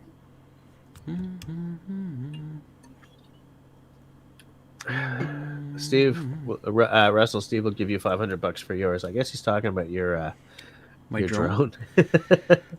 I'm not sure it's worth $500 now. It's got some problems actually. Like the camera is permanently at a bad angle, so I got to fix it. You know, in my really? in editing. Was that a It crash? is some other weird. Oh yeah, I've crashed my drone like 5 times now. Yeah, I think. And amazingly, none of them have been in the water, although so close. Wow. Twice now, like a foot from the water. Wow. So if you Just crash your lucky. drone in the water, is that curtains for the drone? Is it like done? I don't know, but probably. And if I ever do, I'll be buying a new drone in a heartbeat kind of thing. Yeah. Yeah, I get that. Absolutely. Sanzok's taking this to a religious place now. Yeah. Yeah. Which is kind of why I didn't want to go into the spiritual sort of statements, because I don't see spirituality and religion as the same thing necessarily. This conversation can get really boring really fast, so I'm going to move on, because I don't want to like espouse on the way I see the world. I mean, this is supposed to be a conversation, not just me, you know. Yeah, when it works, it works. Yeah, to me, active track is a make or break thing for a drone, because so much of what I want it for, it has to just be tracking me, you know.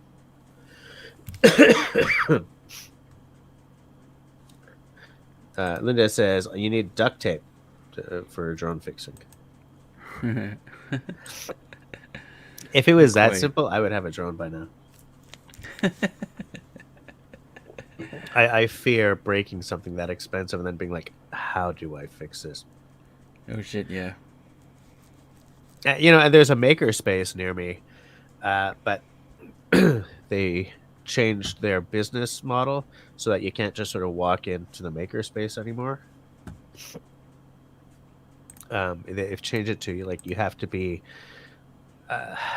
like a one-man business or a business of some sort and become a member, and it's like David, yeah, active track works when you're walking, when like you sort of Here's the problem with active track. I mean, it when it works great, but it's you know, when you put it in active track mode, you select something on the screen that it's going to track, and depending on what the object is and what's behind it, like it can get confused if the colors are close. Yeah. Say like you know, I'm walking through the forest. Like in the fall is awful when I'm walking through the forest and I've got my jacket on, and it's like it loses me in the colors quite often. But like when we were in the boat, of course, it was nothing but a blue background. You know, the boat and us in it, and this blue background, so it worked perfectly. Yeah. Yeah, I mean, these automatic technologies all have some sort of bugaboos attached to them, and you sort of have to work with that. I have a stand for my iPhone somewhere that I never use, that it'll track you as you walk around, but it won't work in my workshop because there's just too much going on in the background. So if I did all my walking around in front of like a concrete wall, awesome. But that's not what I do. So it's like, well, okay. I don't think I'm going to ever use this. There he is. Hey, there he is. How's it going? We were talking about you. Talking so much about you. We was talking smack about you. We were talking about cooking videos, and someone said that you do some good cooking videos. And I said something. I don't remember now. And we all said, "Really, Sean? Sean? What? Huh? I didn't know they could cook Cooking? in Alaska."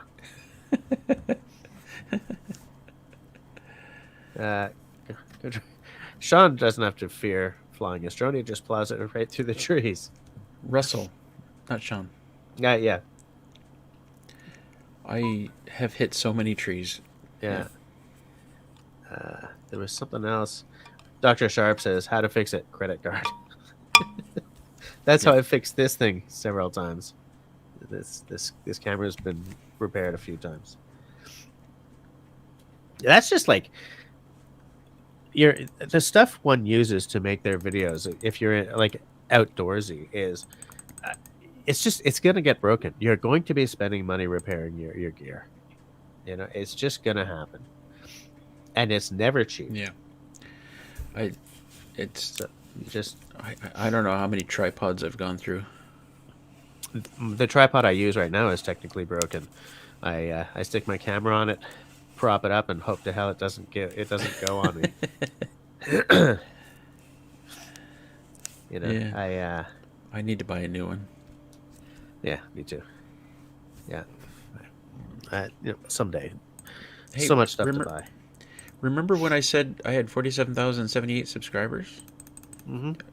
Let me do a refresh on that. Okay. 47,078, and now, how long ago was that? Was that an hour ago? Pretty close, yeah. 47,145. Yeah, nice. It's crazy. I gained 1 subscriber since we started here tonight. Huzzah! Yeah. Yeah, Sean, I know you're just cooking your videos. I was just sort of simplifying and being kind of jerkular about it. But yeah. Yeah, All we're right. taking a poke at you, Sean. Yeah, gotta take a poke. Good night, Tim. See you later, Tim. I see we were both racing to click on that.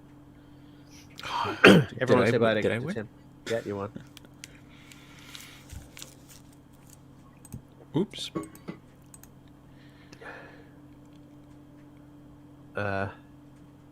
Okay, David. When I lost the subscriber I gained. That's a. I guess I pissed someone off in the live stream here. When Somebody was people like, go out, "Oops." yeah. Oh, damn it! When people go out to buy a big ticket item like a camera, drone, computer, how many do detailed research before the purchase? I research forever before I make a big purchase like that because I can't afford to redo it. I'm very, very into, buy once, cry once, and part of that is figure out what you need, and then make your purchase.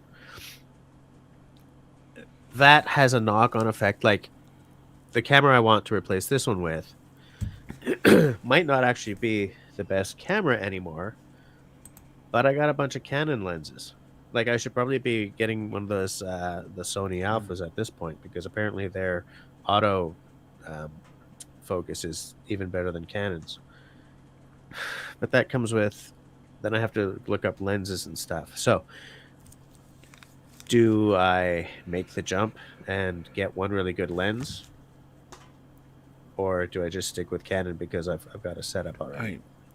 I don't know why you need to go with the Sony just for the autofocus. Like my T8i, the autofocus is amazing. Yeah. If you got a T8i and then you can still use all your Canon lenses. Yeah. S3 Raven's with us. How's it going? How are things in the mitten tonight? Is it Jim? Jim. Yeah, it's Jim.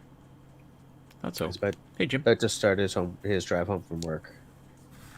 I like this. Good luck with the fart channel, Tim. Yeah. I like this comment. I usually research myself right out of buying it.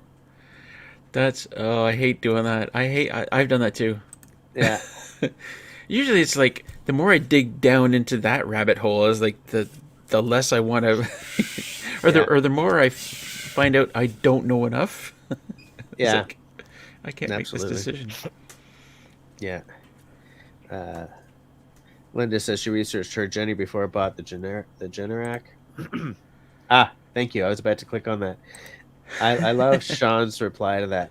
So Steve says, I can't wait for Sean in Alaska to build his cabin. Sean says, neither can I. Oh, Sean, I'll tell you what. When you start building your cabin, take your time and film the Film it fart all. out of it. Yeah. Your channel will blow up. It literally will blow up as soon as you start that. Absolutely. David says he likes to go with word of mouth. If someone tells me they had good success with something, I usually follow their advice. Oh, and you know what? And I'm like that, but people ask me all the time. You know, they watch one of my videos and say, "Oh, what drone do you use?" And I'll say, "Well, I use this drone, but do your research because I'm not a drone expert. I don't know anything about drones." Yeah. Like, I'm very careful about that. I don't want somebody to buy something just because I use it. Do your homework. Yeah, absolutely. What were you going to say, Jess? I don't remember. I have no recollection. I have a mind like a steel sieve right now. Something about word of mouth. Oh yeah, the reason why I was thinking about the Sony is because I was chatting with my friend Adam, and he works with cameras on a professional level. He's always shooting, and his shots are big ticket. I'm not going to go into what he does here, but his shots are very big ticket shots. And so I was saying to him that, I want the 4K of the Canon of the 90D because of the freedom it gives me in editing and, moving in and out and all that stuff. And doing like what you were mentioning, Russell, about like, this was, this is on an angle. I just straighten it up. I like the freedom that 4K gives me for that, though I'm not going to necessarily put my videos out in 4K.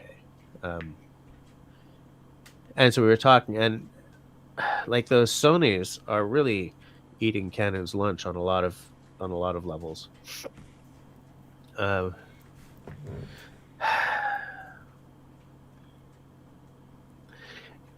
Something else he said is that for what I'm doing, mirrorless is probably a really good way to go. But it looks like, it almost looks like sticking with the Canon 90D is the most affordable choice. You know what I'm saying? You know what, you keep talking about 80D or 90. There's a conversion here that I'm missing. Like, I have a T8i. What is that in the 80D 90D world? Okay, the 80D and the 90D, they're sort of the prosumer level, right?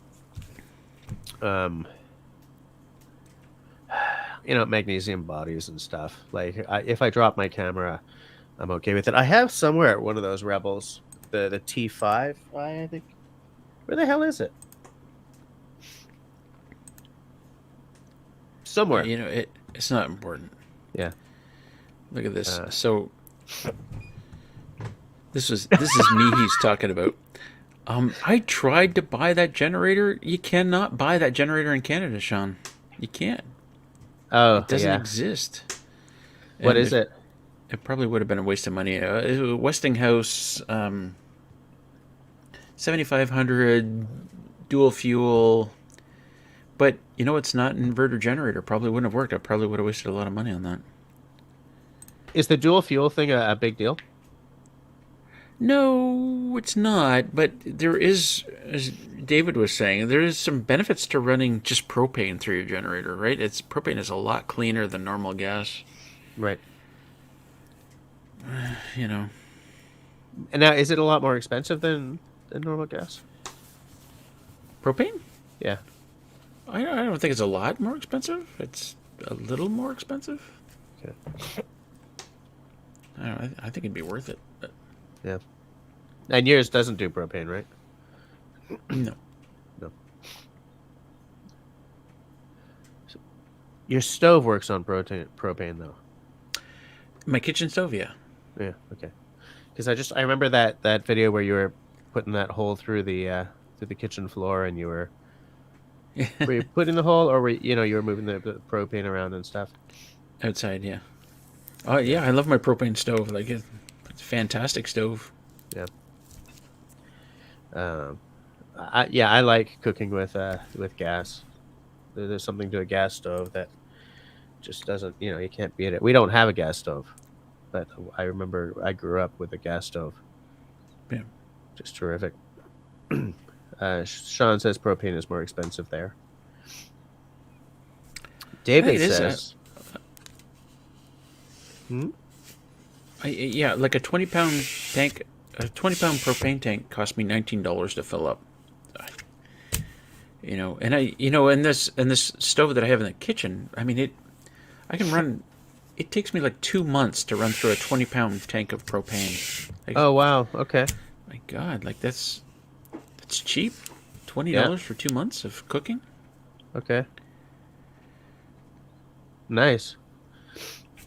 I like it." Sandsox, I believe, might be asking you. Okay, well, there is that as well. Yeah. I was going to ask about that. Like, I don't ever deal with this stuff. So, fouled gas, does that? Yeah, so like gasoline, eventually, if it sits there long enough, it Oh, yeah. congeals, right? Where Yeah, it propane goes doesn't. bad. Propane doesn't go bad. Yeah, okay. Right. Yeah, another good thing. Linda's, right, because Linda wants to do the tiny house thing as well. You're gonna plug the guy. Is that a euphemism for something, Linda? Or? I think she means she's gonna see if he'll build her a house. Where Charles is, propane is cheaper than electricity. Yeah. Hold on. But Linda says that she hates this. She smells like gas all the time because she handles it every day. Linda, did you see that little pump thing I have in my gas cans? Man, that's the way to go. I love Yeah. that thing. That's kind of like a little auto siphon or something, right? Yeah, it's a little electric pump. Battery powered pump. I love that. It's completely changed the way I put gas into things. Yeah. I think Sandsox is asking if you ever got that fridge fixed. I don't know what he's talking about. Okay. I never had a problem with my fridge. Maybe he's not talking to us. Maybe he's talking to someone else in the side chat. Excuse me. Sean, maybe? Oh, maybe Sean.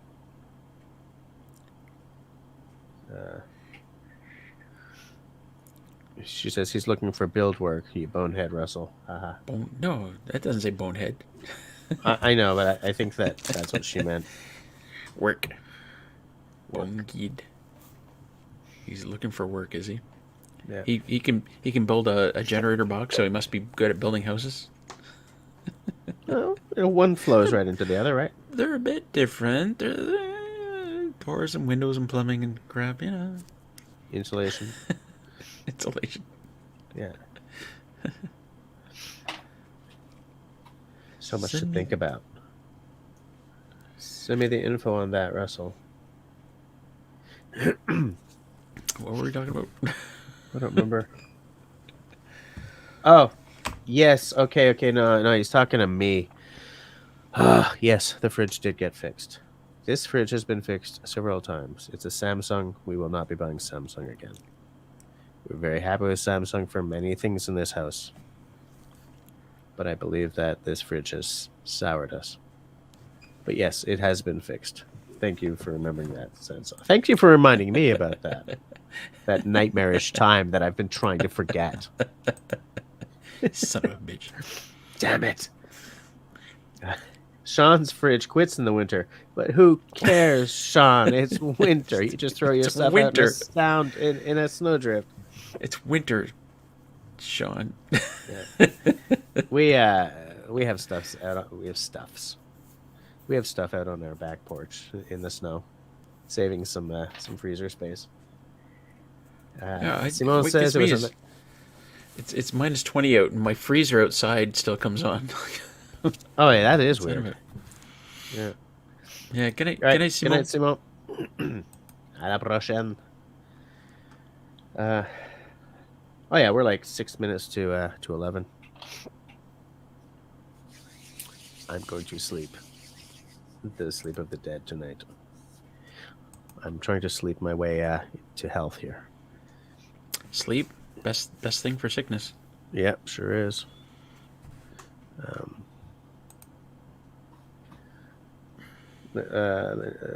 Linda says, Jason really is a builder. He has winters off pretty much. He built one of the tiny houses up front. Hey, Linda, why don't you send him up to Sharon's place there? Yeah. He's looking for work. Yeah. So to go and take over Sharon's build. Yeah. I mean, at least that build is starting to move again, right? But yeah, excuse me. The thing is, the construction,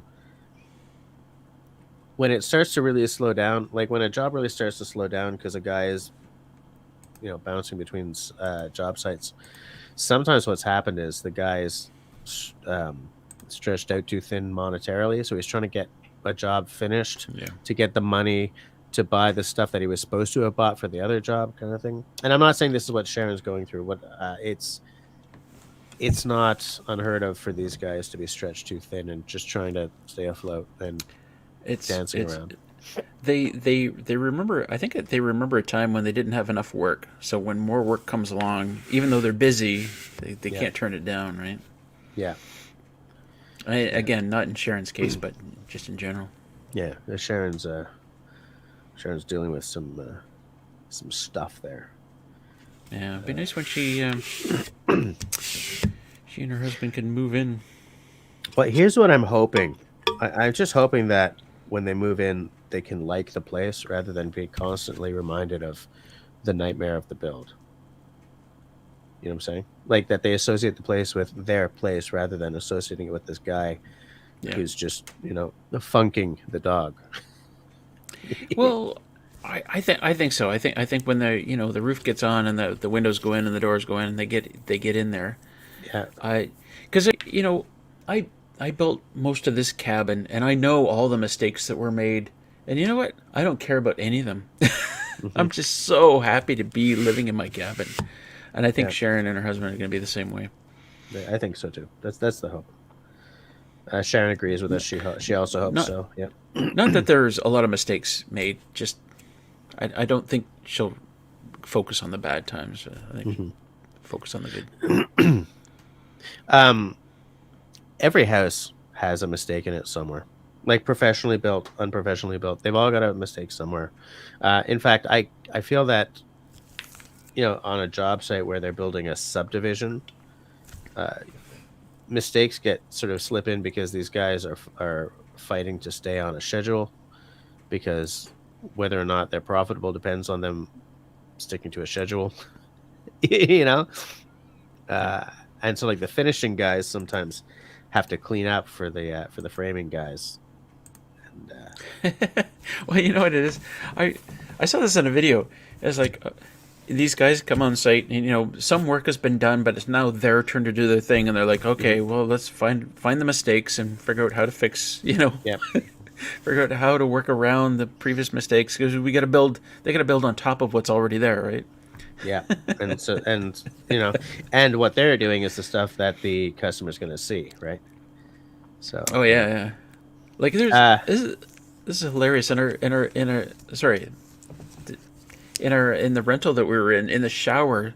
It was all tiled, right? Somebody hand did all the tiling work, and I can see on the floor where obviously something was out of whack, because there's a row of tiles that starts and it gets smaller and smaller and smaller. Like somebody had to cut these tiles by hand, every single one, right down till there's just a sliver of tile at the one corner.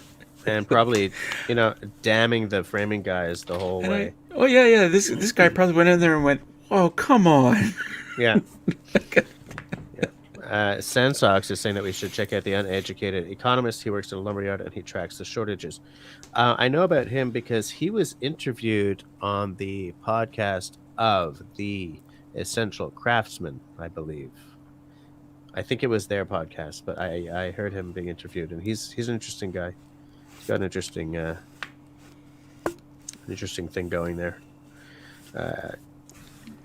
Renovations for 10 years, all homes have a lot of mistakes. Yes, because they're just throwing them up as fast as they can. Well, David and let's be fair. Like I know this because build this cabin, but dimensional lumber, it's just shit. Like you're trying, all the. Sorry to swear in your live stream, Jess, but you buy a load of 2x6s and they're warped, they're not straight, they're and like you got to work with this. It's sometimes not the fault of the previous guy. Yeah, sometimes it's just that because what's happening is that the lumber is not. It's not dry. Oh yeah. When it hits the lumber yard, and so it dries in these pallets and twists and all kinds of stuff. It's it's a funny thing. It's a funny thing that you have to order like 20% more just to deal with crap like that. Yeah. So anyway, sorry, David. We call that character. It's character. That's what Except he did not do the finished drywall. Yeah. I do not like drywall. I'm no good at it. I don't want to do it. It sucks. Yeah. It sucks. That's a skill set I just do not have. I just don't. But you watch the guys who are good at it, or girls, and they just whoop, whoop, whoop, whoop, whoop. Like, holy crap. Yeah. Spackle, tape, spackle, done. Come back tomorrow, sand. Like, what?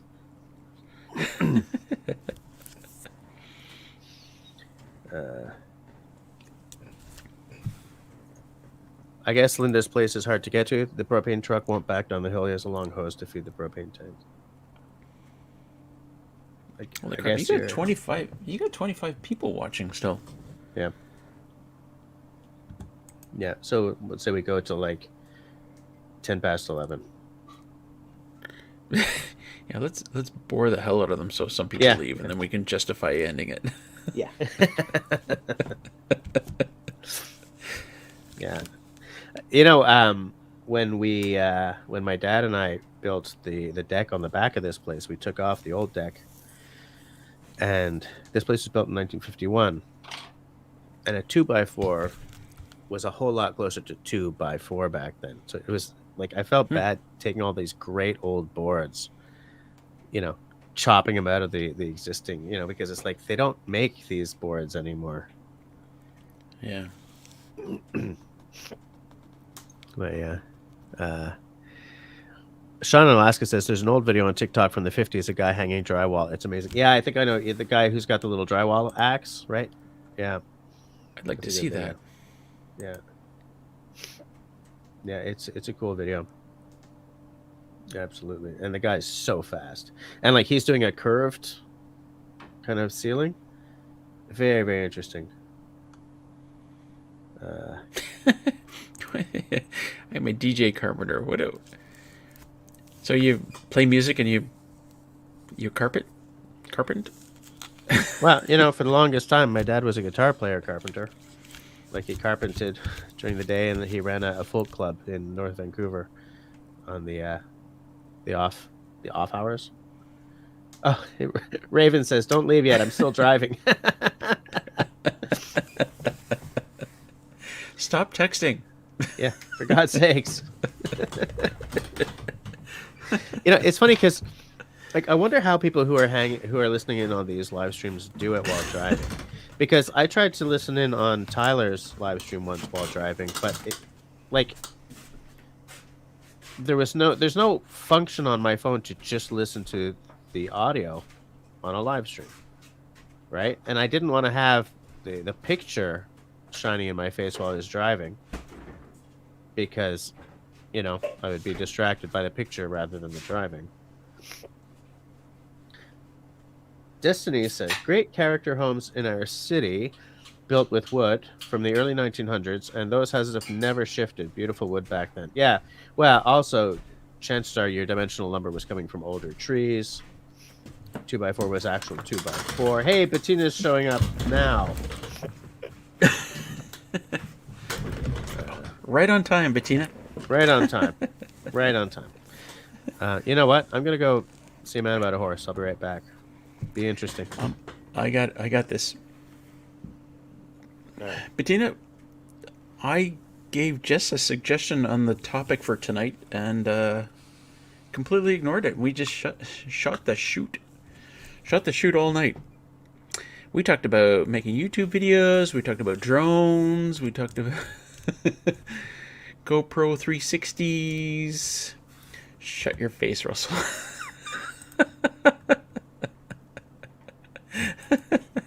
Love you too, Bettina. Sean says, I can't listen to Russell while driving. When it's time for shots, the troopers get all dead angry.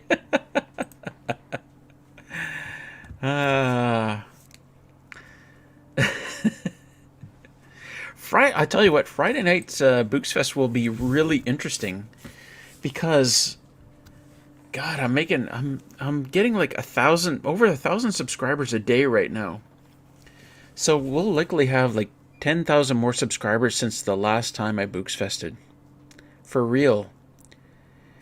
That means a lot of new people will come to the live stream.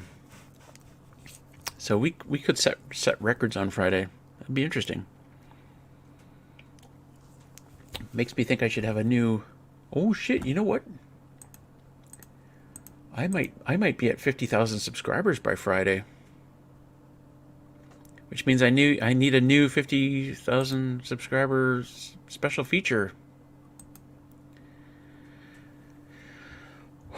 Wow. Bettina says we were out late tonight. Thank you, Carol. Yeah, Sean, you missed it earlier. My Friday video is just going absolutely bonkers. Even right now, we kind of kissed the 10K per hour mark. Here, let me throw it up here again. Yeah, how are the numbers doing now?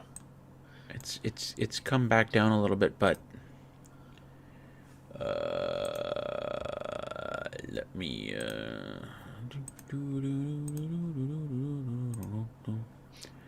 There we go. So it's pretty good to me. It hit 10,279, I think, was the most per hour, and then it came back down.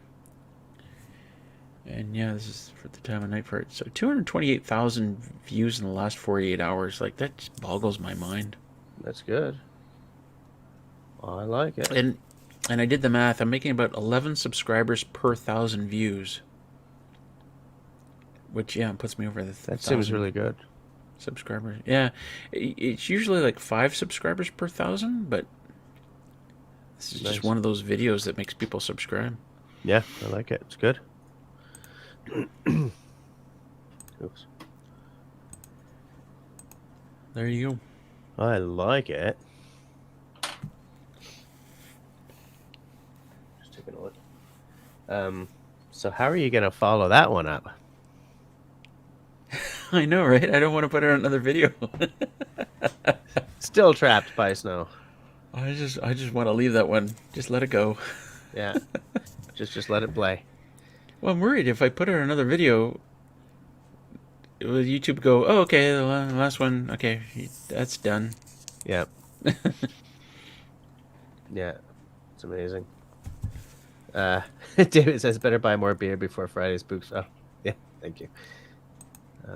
Sean Alaska says, I get excited with 500 views in 24 hours. Dude, I don't even make that. So I think that's still great as far as I'm concerned, Sean. Sean, I was talking earlier in Discord about how I can't describe it right now. Never mind. Okay. What did David Evans say? Better buy more beer. Oh yeah, okay. Hey, but you haven't been trapped since that video, right? Because you got out. You actually got to town. You've been fine ever since. In fact, I went to town today and the trail was fine. Yeah. No problems at all. Do you have issues when it gets to excuse me, do you have issues when it gets to spring and everything starts to get a little mushy? No. No? No, mushy, muddy, no problems at all. The new ATV, I'll tell you what, I got Mudzilla tires on the new ATV and it just kind of goes. It's really good on most conditions. Right. Right.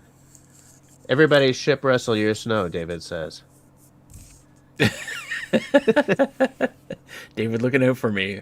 Yeah, like, yeah. Russell needs another trapped at the cabin. What you need is a video where you have to dig out to your front door kind of thing. You know? Yeah, and you know what's funny is I put up a video, it says the worst snowstorm I've seen, trapped at the off-grid cabin, and there's always people who get in there and like, that's not a snowstorm.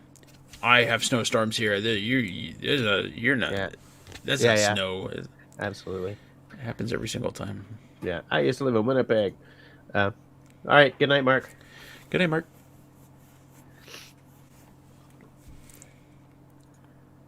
Oh, we need David a willow says- cam. Yes. Oh yeah, that would be good in deep snow too. Yeah. Yeah. That'd be good. Absolutely. I don't believe I lost a subscriber since we've been on here. Like I said, oh look, I gained a subscriber since we were going on, and boop, went right back down. It's like, wait a minute. I was surprised when you said you gained a subscriber because I always lose subscribers when I live stream. Really? Yeah, Why? every time. There's people that just hate live streams. Yeah, but like, you don't have to. You don't have to don't have to unsubscribe to a watch. channel because of a. Yeah, just don't watch. I know, right? It always happens though. Weird. Bettina says they just bought a new tractor to push and blow snow and a 2500 Ram. Now to get a plow for that. So much snow. Yeah, Look at Bettina talking like she's already married. Yeah. I tell you, when you buy a tractor together, that's it. That's it. You might as That's well be it. married right now. Yeah. The paperwork is just a formality at that point. Oh, I got my subscriber back. Hey! What if it's somebody playing with me? What if it's somebody like Mark, like, oh yeah? Tick. There you go. And then just throws it right back, on his way out the door. Bettina says, I've had the same number of subs for months. Bettina, my channel I've had my channel a really long, not a really long time.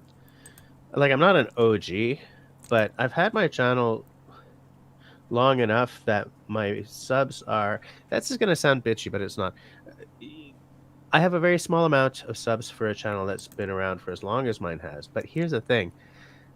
I didn't take my channel seriously enough until 2018. So I kind of feel that that's when my channel was sort of reborn to a certain extent. Like at the end of 2018, I think it was. That's when I got this camera and stuff. And I was like, okay, I'm going to do this seriously. I had been monetized before that, but they demonetized me because that's when they brought in their 1,000 subs and 4,000 hours. I had the 1,000 subs, but I had been riding like 3,800 hours for months, and so they demonetized me. But so like I'm sort of, I feel that if I consider my channel to have started then, I'm not really doing that bad because I'm not getting the kick-ass content that I want to be. Bettina, you remember when that happened? Yeah, absolutely. Country Boy, I'm currently at what, 2711, I think, something like that. Is that what I'm at? 2711, yeah. Okay, yeah, Cliff, same deal. You've been on since 2012. Though you haven't been really doing it seriously until about 16 months ago. Yeah, so you're gonna see your numbers increase. I think I've been doing this since 2016, but I don't bloody remember. YouTube Studio will show me, right? Yep. Yeah, Yeah, I'm not going to waste. Yeah, I started my channel in 2016, but I didn't really start posting videos until January 2017. Right. So. Yeah. Sharon is still short on the monetization, about 1,000 hours to go. Yeah, it's the hours that's the problem. The hours can really bite you. Yeah, absolutely. Yeah. Especially because it's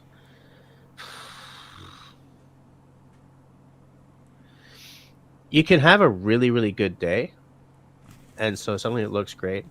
But then if that day falls off the 365, that number doesn't count anymore, Yeah, it's like you got to produce. You got to keep producing. You got to get stuff out. You definitely got to get stuff out. Yeah, I should do a few more just little cooking videos. like in my that new little stove I have that I did the review of, that I bought for the canoe trip I didn't take. Yeah. Yeah. You know, Cliff says something interesting here, because this isn't why I do the live streams, but it really does help the hours. Cliff said something interesting? He says he told Sharon to... Russell, you're such a brat. He said, Sharon, you need to do a few live streams. If you have enough followers, you'll get hours real quick. Yeah, and that's not why I live stream, but it does help. It definitely does help. I wonder... It's easy content. Like, is there an analytic for... Excuse me. Sorry, I just did that right into the mic. Sorry, guys. Is there an analytic for how many hours you did through live streams versus non-live content? I'm looking, but I'm not finding. I don't think so. Yeah, and I don't want to spend all my time like looking that up while we're supposed to be, yapping. I don't think so. Yeah. I mean, you can do it per individual live stream. You can look at the analytics, but I don't know if you can separate. I don't think you can.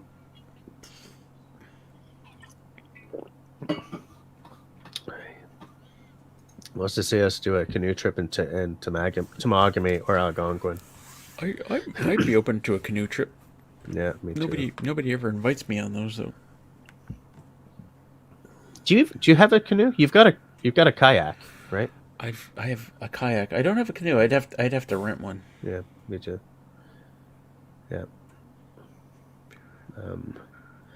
Sharon, Carol's asking what your channel name is. Deep Bay Homestead. Oh, because Sharon can't drop it in there because she's not a mod. Oh, I can do it. Yeah, you can do it. Okay. Sean Alaska says, I purposely did not go live until I had the 4K naturally. I did not want to skew the hours. Yeah, that's legit for sure. You didn't want to skew the hours? What? Why? I think it's because he wanted to have a true sense of how he was doing before he started. Bettina says, oh, I got ice picks tonight. Nice, I fall through. What does that even mean? Whoop. Oh. Hey, how the hell did that happen? I put it in StreamYard instead. Oh. That is so weird. Well, you gave me admin powers. I could actually start my own live stream on your channel. Not that I'm going to do that. But Ian says, how about a canoe trip facing opposite directions? The comedic canoe trip. That'd be hilarious. Yeah. David will loan you his canoe. And we would both be like, paddle faster, goddammit. Faster, damn it, faster. We're not moving.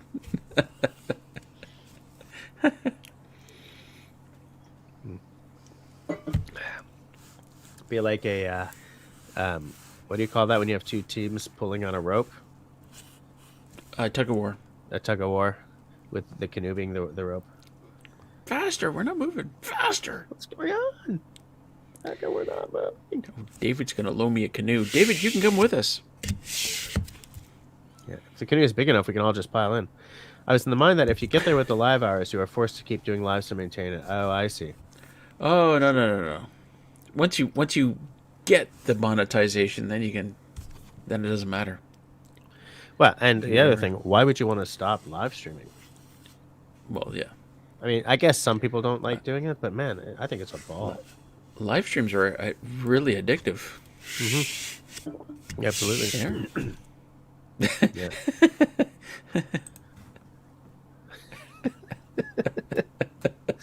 I love that. I love that typo. Yeah. Or autocorrect or whatever. Just scribbled. But Sharon knew exactly where she was going. So. Yeah. You still have 25 people watching, Jess. Jeez. Yeah. It's so weird. Sandstock says, have Camille. I think that's supposed to be Camille. Standing on the dock filming you, and she can make the buzzy drone sound.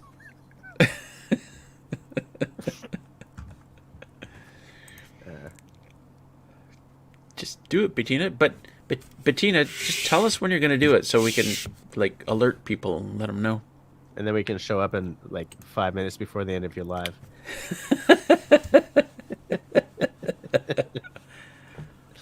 Yeah, Sean. Absolutely. Lives are cool, man. I don't know why I didn't start them earlier. Sean, I was like, oh, I don't know if it'll work. I don't know if I'll enjoy it. Sean, I missed your Sunday stream again. And in fact, which is so weird because I even saw your stream scheduled and I set a reminder because you can set reminders and stuff. Yeah. Reminders and stuff. And I still missed it. So, like, what the hell? I joined Sean's live stream on Sunday just in time for everything to be frozen. And people saying, frozen, frozen, frozen. So I was like, oh, well, I guess that's over. Because then the screen went black, if I remember correctly. So like, I guess I missed it. Yeah, Cliff, no, you don't have to maintain it. Once you get your monetization, you're good.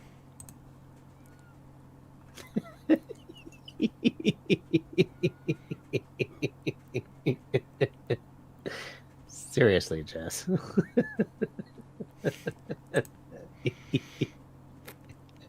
In a double kayak, we go in circles. Fair enough.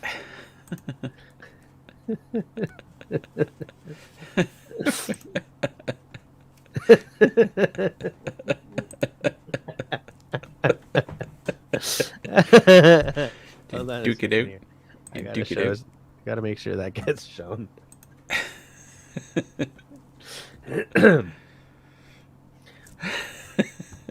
I love Podbean live streams. Pure shenanigans habits. I have never watched a Podbean live stream. I don't know what that is. I don't know either, but I'm about to look it up. Boo, boo, boo. Jim's home. Finally. Jim's home? Yeah. You can now chat with us. Yeah. I'll be right Glad back. to know okay. Glad to know we got you home safe there, Jim.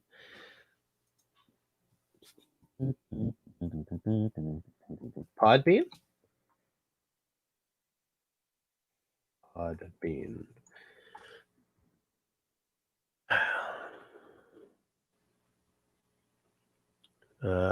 Podbean, love stories, live, how to succeed in making money with podcast advertising. Is that who I'm looking at?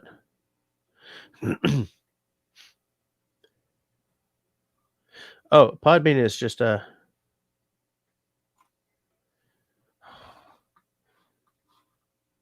It's a streaming app, yeah. I see it now. But they've also got a channel. Buzzsprout versus Podbean, podcast hosting comparison. I shall take a look at that later.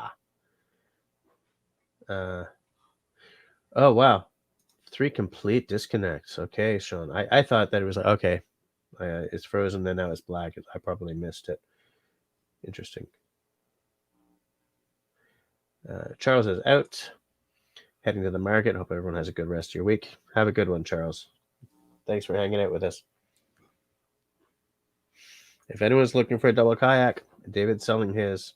I do believe he's somewhere in Ontario. David, do I have that right?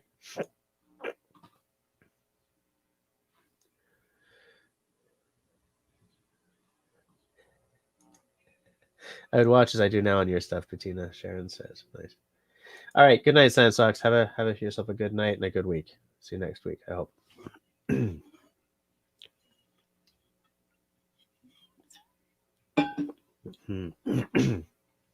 Maybe by next week I'll have my taste back.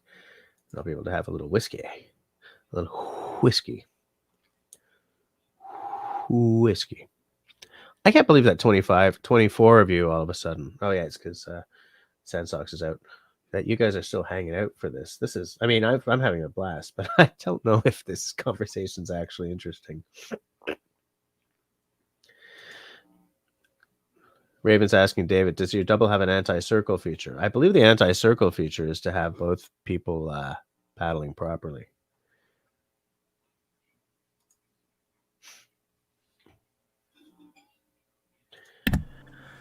Yes, I do.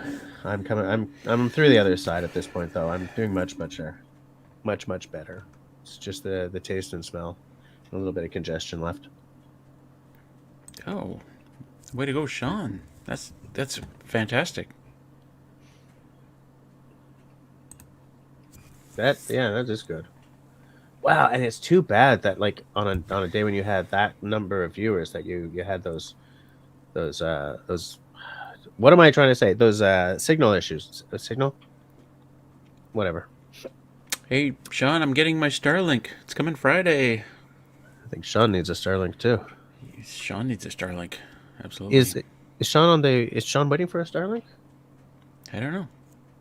Because Sean, I think you have really terrible signal in the summer, don't you? Because of tourists. yeah. Sean's only problem is going to be it's got to be powered. Right. These things take a lot of power. Yeah, a lot of juice. Yeah. I'm taking a. So David's kayak does not have the anti-circle feature. Steve says he never misses Sean's live stream. Nice.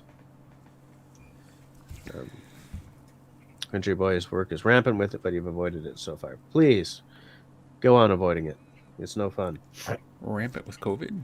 Jeez. Nice. Cliff says, man, I wish I could get 64 viewers on one of my lives. Best I've done is like 23. I think the best I've done is like 30. Yeah, I saw you hit 30 one night. Yeah. Oh, but Sean is on the list for a Starlink.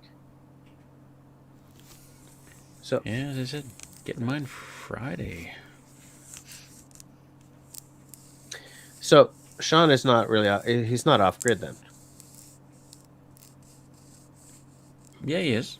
He is? Yeah. He doesn't have electricity. He uses a generator. Okay.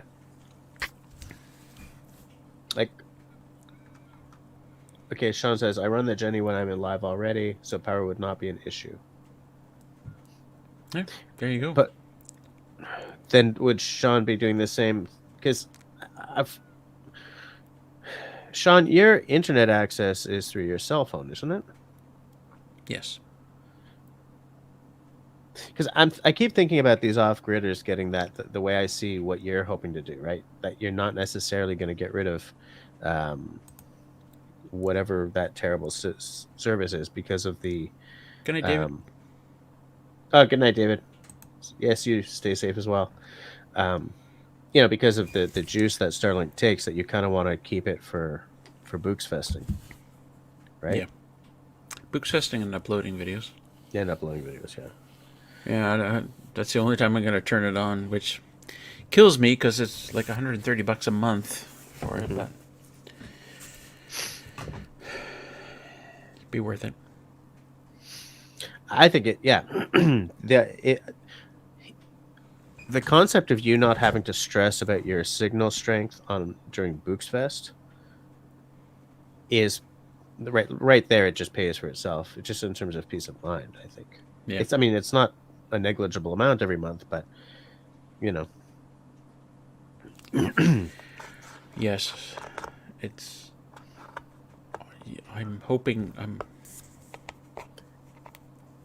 well, yeah. It's too bad that you have to do those sort of weird acrobatics to make it work, right?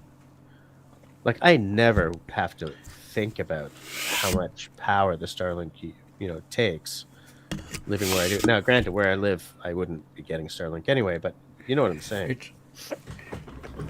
It's well, you could say that a lot about like off-grid life in general. Yeah. Yeah, I get you have to have a certain tolerance for those issues, I guess. Sean says his data is fine. It's his hotspot data and connection that causes issues. Fair. Once, a long time ago, when I was live streaming from my phone, back when I was live streaming from my phone, I had LT Survival over and Simon. And Simon would sit there with his laptop and he would handle sort of he would draw my attention to comments in the side chats and stuff and blah, blah, blah. And once he unplugged my router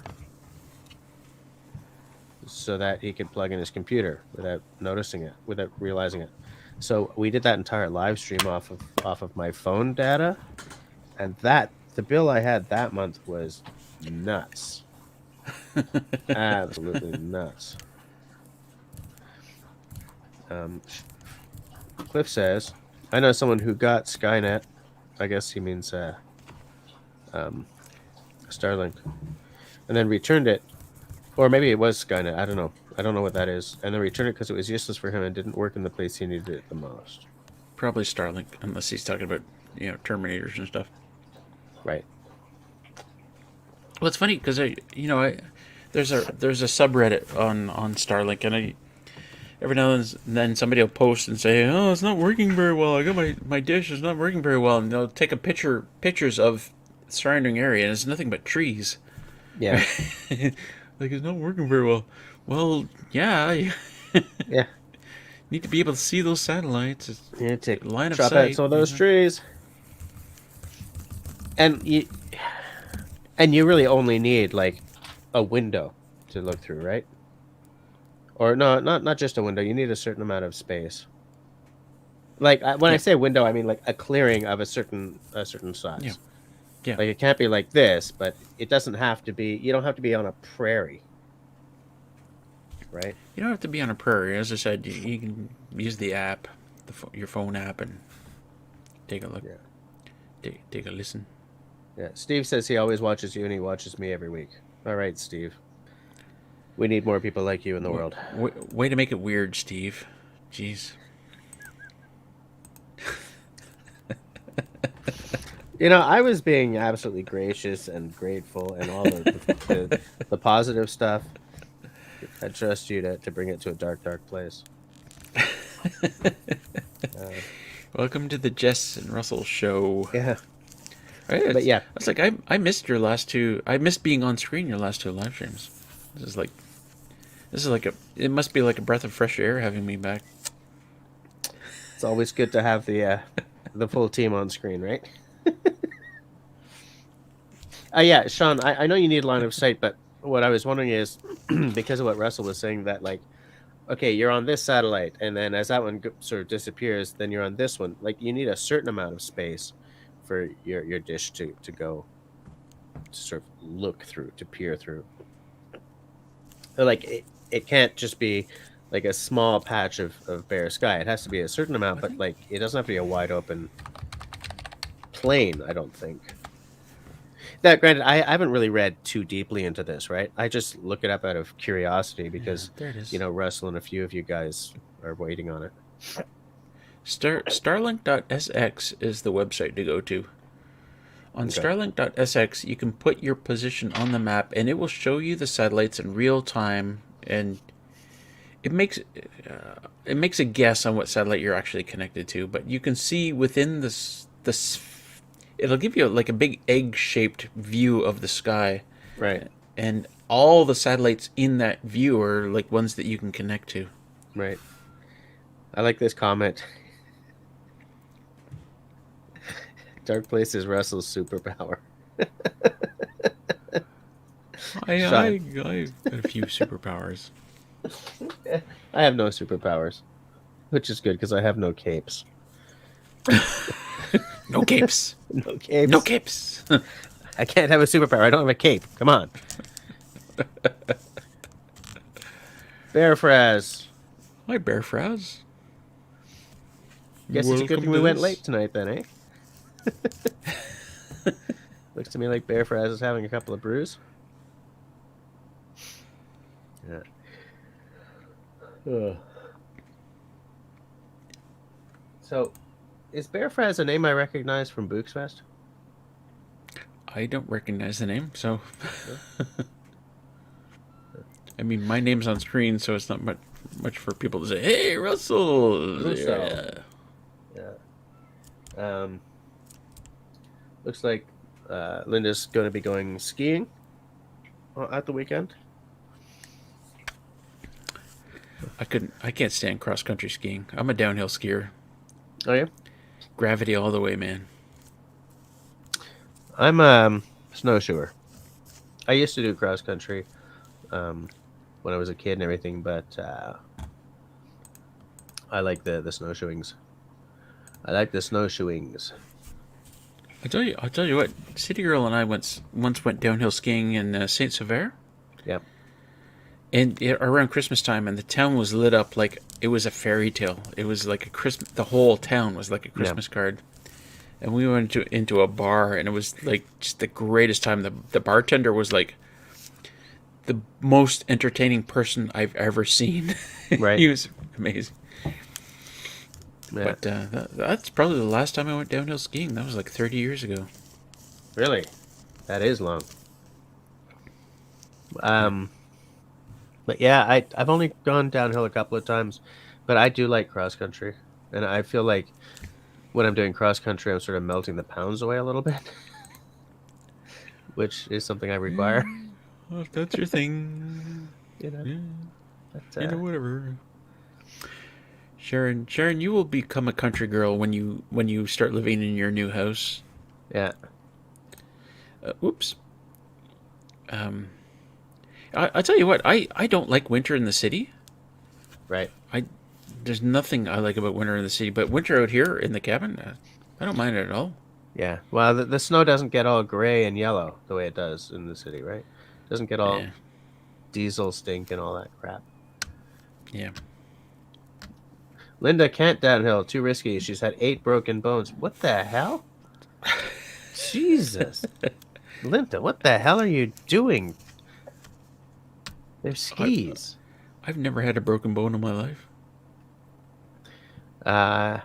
As someone who used to do a lot of mountain biking, I can unfortunately not say the same.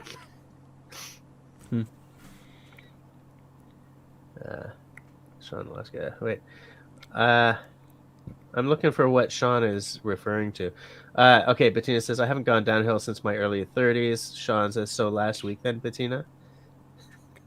Oh, Sean, you fella. Sean's in fine form tonight. You fella. You fella. I love it. Sean, are you dancing right now? Sean, are you doing the look at me? Yeah. I just They did make the gentlemen thing. here in Alaska. This is how we roll in Alaska. Yeah.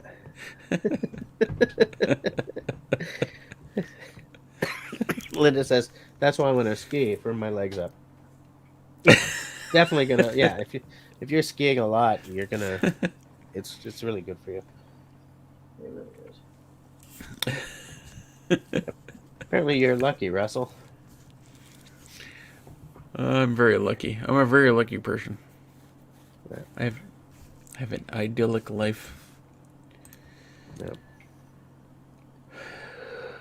Linda's getting snowshoes as well. You're gonna love it. You're gonna love it. I used to hate winter. Excuse me. Stop yelling, man. I used to hate winter, but snowshoes and having young kids has really changed that. Sean's had some broken bones too. Ankle, leg, wrist, elbow, assorted fingers. Jeez. Wine number 3.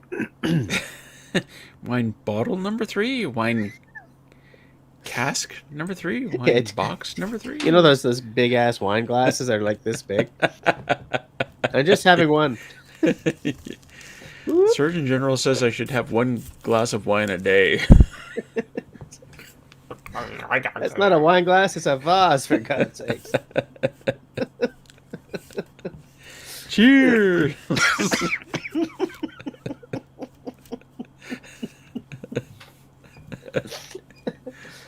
Yeah. Sean, hey, Sean, what? Come join us on screen. Unless just wants to end this, like, soon. Soon, but no, I mean, we can... Hold on, I'm copying the... Are you I'll doing find it him or am I before doing you. I'll find him. I'll find You'll him. put it? Okay. Bettina says, I think she's telling me to stop yawning. You need to go out and help plug the tractor. Plug the tractor in. Don't stop the stream. I'm coming back. All right. Okay. We'll wait for you, Bettina.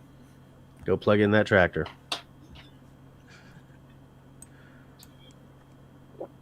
I do not own a tractor. Oh my god, I've gotten so many private messages lately. Just trash them out. Oh, there he is. Shit.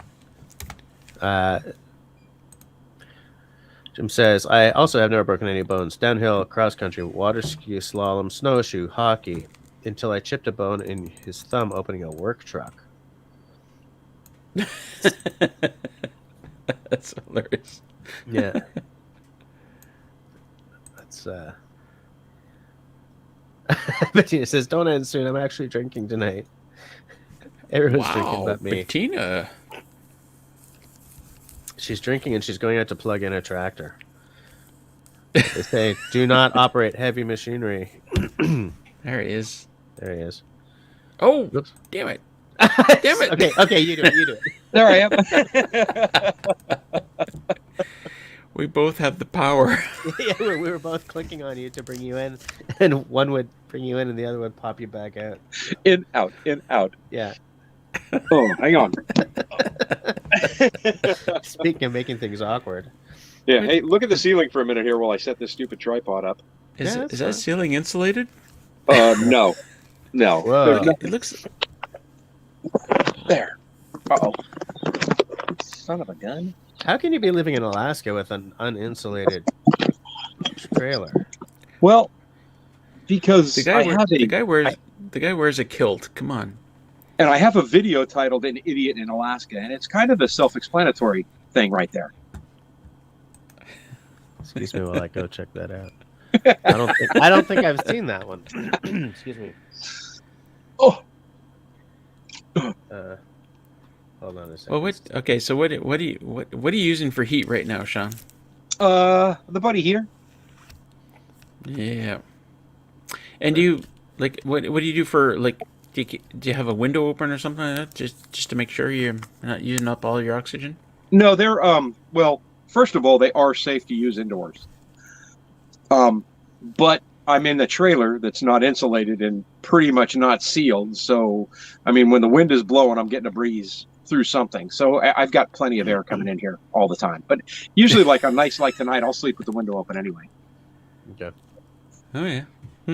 So is that heater going all the time? I've turned it off over the last couple of days during the afternoon. I turn it off when I go to work now because it's been above 30 degrees Fahrenheit here, so almost zero for you guys. Right.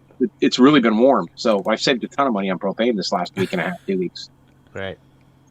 It's been really warm. And what's the timeline of you building that cabin? The new timeline or the original timeline? Well, it's just I feel that the timeline has shifted. Yeah, so What's the I current planned on building it last year, and then lumber prices went ballistic. They sure did, yeah. And I said, you know what, I could do another winter in the trailer. I'm not paying that price for wood. Mm-hmm. Okay. Yeah, that's this year then. Yes, this year, man. As soon as I'm itching so bad, as soon as that ground is thawed enough for me to start putting in sonotubes, I'm going to town. Nice.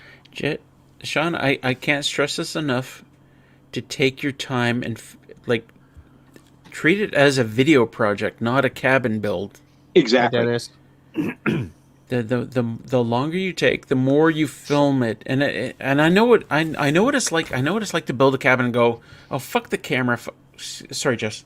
Fudge the camera, fudge the YouTube stuff. I just need to get this done. Just get it done. And you know what? If you can't do it, you can't do that. You gotta take your time and film it. Your channel will blow up, Sean. Well, and it'll be awesome. So you say that, and I am a firm believer in that. And so we're both, and I don't know, Jess, if you're familiar with Jay and Jen. Yeah. Okay, so I was following Jay and Jen when they first got started, and Jay was starting to build it, and him and I were sending messages back and forth, and I said, dude, slow down. He goes, hey, what? And I go, I know that you want to get this cabin built, and that's fine. But do yourself a favor and don't release the entire cabin build of videos in 4 weeks. I go, people would love to sit there and watch you go from point A to point B to point C. And for me, from day one, the whole idea of this was I'm going to record stuff that I can't find on YouTube because other people may want to learn how to do this too.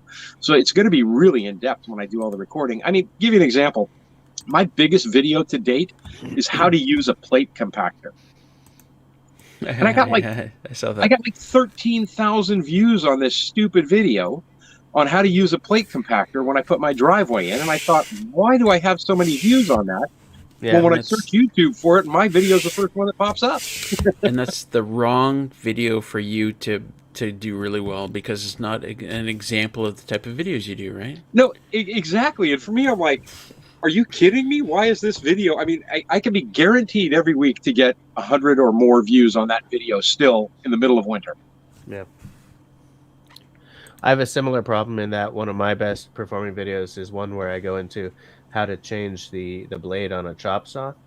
Right. And I did that video specifically because I was trying to change the blade on my chop saw, and it took me forever to realize that on a chop saw, lefty, righty tighty, lefty loosey is backwards. Right. And so I was like, okay, someone out there is having the same problem. So I did the video, and it's a great evergreen video for me because it just keeps performing, but it has nothing to do with the rest of my channel. You know? Well, and in one respect, it did have something to do with my project because I was putting in the driveway after I cut down all the trees myself. Right. So then I was finishing the gravel off, and so it fits in with the timeline. Yeah. But you know, of everything that I've done up here, for that one to be that big, I'm like, okay, whatever. But like today, I picked up like 10 new subscribers today, and I'm going, holy smokes, this is just awesome. Yeah. Yeah. But they're not subscribers that will watch your regular content. That's always the problem. No, not from that video, just in general.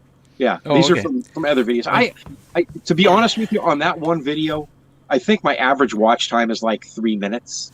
You know, it's like they see how you do it, and they go, okay, how many times am I going to watch this idiot walk around in a circle with this plate compactor? I'm done. But I don't think I've picked up 5 subscribers from that video. It's just all view time. Exactly. Wow. Okay. Yeah. Well, that's good then. Is Dennis coming to join us, or? Well, I sent him I think I sent him the link on by the Facebooks. Sean, I've seen people who say, "Oh, I put up this short and I got hundreds of thousands of views on it." It's like the short of their cat doing something stupid. Right. Like, oh, hundreds of thousands of views. I'm so happy I got all these subscribers. Well, they're not going to watch your regular content. Come on. Okay, so here's a great example of that, and I'm going to give that to you now. So when shorts first came out, I said, you know what? I'm going to try this. I'm going to do a short every day for 7 days. So every day for 7 days, I did a short, and some of them had some great views. All right. Didn't really pick up any subscribers off of them. So after 7 days, I go, yeah, I'm not doing this anymore because it's not me. It's not what I do on videos anyway. Yeah. But there's a channel that I know of, been kind of associated with, friends with for, since I've been on YouTube. Real nice people. They went from like 700 and something subscribers to 10.6 thousand subscribers. All right. Well, I have TubeBuddy and they have TubeBuddy, so it tracks my views and their views and my subscribers and their subscribers. And every week I go click on their channel and I get more views on my channel with my subscribers, 1,500, than they get with 10.6 thousand subscribers. Yeah. And I was live on Sunday with 64 maximum concurrent people watching at the same time. And I've never seen their live with more than 13 people on it. And they've been going live every Sunday forever. So you're so right that those people that are watching those videos, they're not people who are going to watch your videos on your channel. Yeah. Dennis. Hello, Jess. How you doing, buddy? Hey, Dennis. Hey, Russell. Hey, Sean. How you doing? Good to see you, brother. Good, Dennis. How are you? Good. I was just getting ready to go to bed, actually, but I got the invite, so what the heck. Nice. Yeah. We're all just getting ready to go to bed, except and then we saw Dennis pop up. Yeah, we're having a good time here. Every other Tuesday morning is like every second Tuesday for me in the morning. I wake up at like 5:30 for a networking meeting at 6, right? And it turns out to be a long day. So yeah. Well, we're only going to be on for Nice to have another. We're only going to be on for another 10 minutes because at that point this has gone on.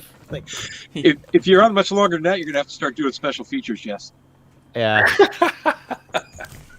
Yeah. I'd love to see some of them. We got a rivalry going between Jess and Russell for special features. I tell you what, guys, I have to start thinking about a 50,000 subscriber special feature, which I usually get other YouTubers to do like little segments for that special feature. So everybody on screen here, Sean, Dennis, Jess,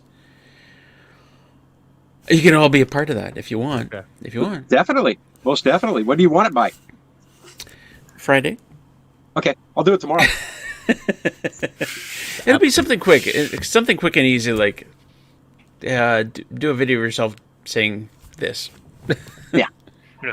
Okay. Are you going to send out like a I already theme? know what I'm going to say. I already know what I'm going to do. No, it's good.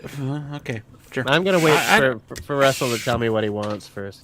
Yeah, I love this comment here. 10 minutes, LOL, Jess. You said that an hour ago. Yeah, I know, but an hour ago everything suddenly started getting really fun. So well, an hour ago we didn't have Sean and Dennis on screen. yeah, so if we'd gotten off an hour ago, we would have missed this. Sean's on his fourth wine, maybe. 3. Oh, you're still in the third. Well, come on. I'm just sipping it. Come on. Normally I go to bed like an hour ago because I get up at 2:30 in the morning to go to work. But my boss texted me tonight and said freight's going to be late. I said, great, I won't come in until 6 tomorrow morning instead of 4. He's all okay. Nice. Get a chance to sleep in. Woohoo. Get to sleep in. Wow. Wow. That's the Nice. Here's the thing. Like I would love to experience the north, but I really hate being up before the sun, and it's tough enough here in Montreal. Like I just feel that if I open my eyes and it's dark out, it's sleepy time. That's what I want. I want to get back under my covers. I want to close my eyes. I want to sleep for another hour. And so I feel that spending a large segment of the year kind of just living before the sun comes up would be really tough. Dennis, Shawnee's asking how your foot is. My foot is much better. Thank you for asking.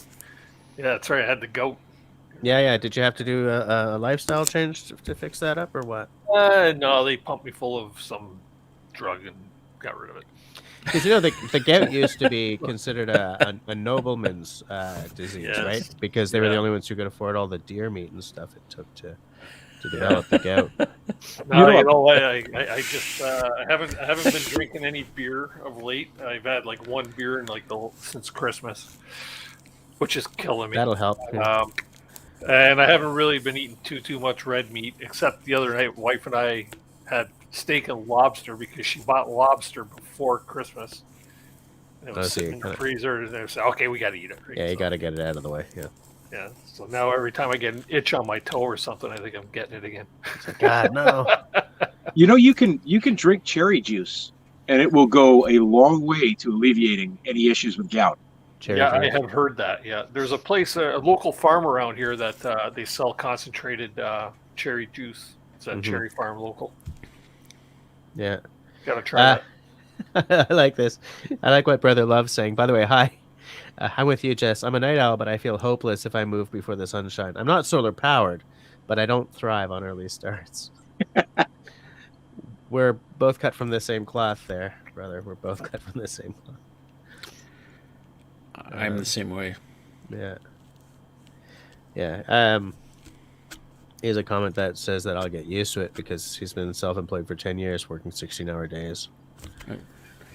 When I was working in carpentry, we used to get up before the sun. But Yeah, for 6 months out of the year up here, good luck doing that, getting up before the sun. yeah. Hey, Austin's Corner. How's it going? We're on for another 6 minutes, Austin. And as it is, we are way behind schedule. I mean, we're not behind schedule. This is bonus time. Okay, that's what this is. This Overtime. is bonus. Overtime. Time. This is Except- more ads, Jess. More ads. What There more we go. ads?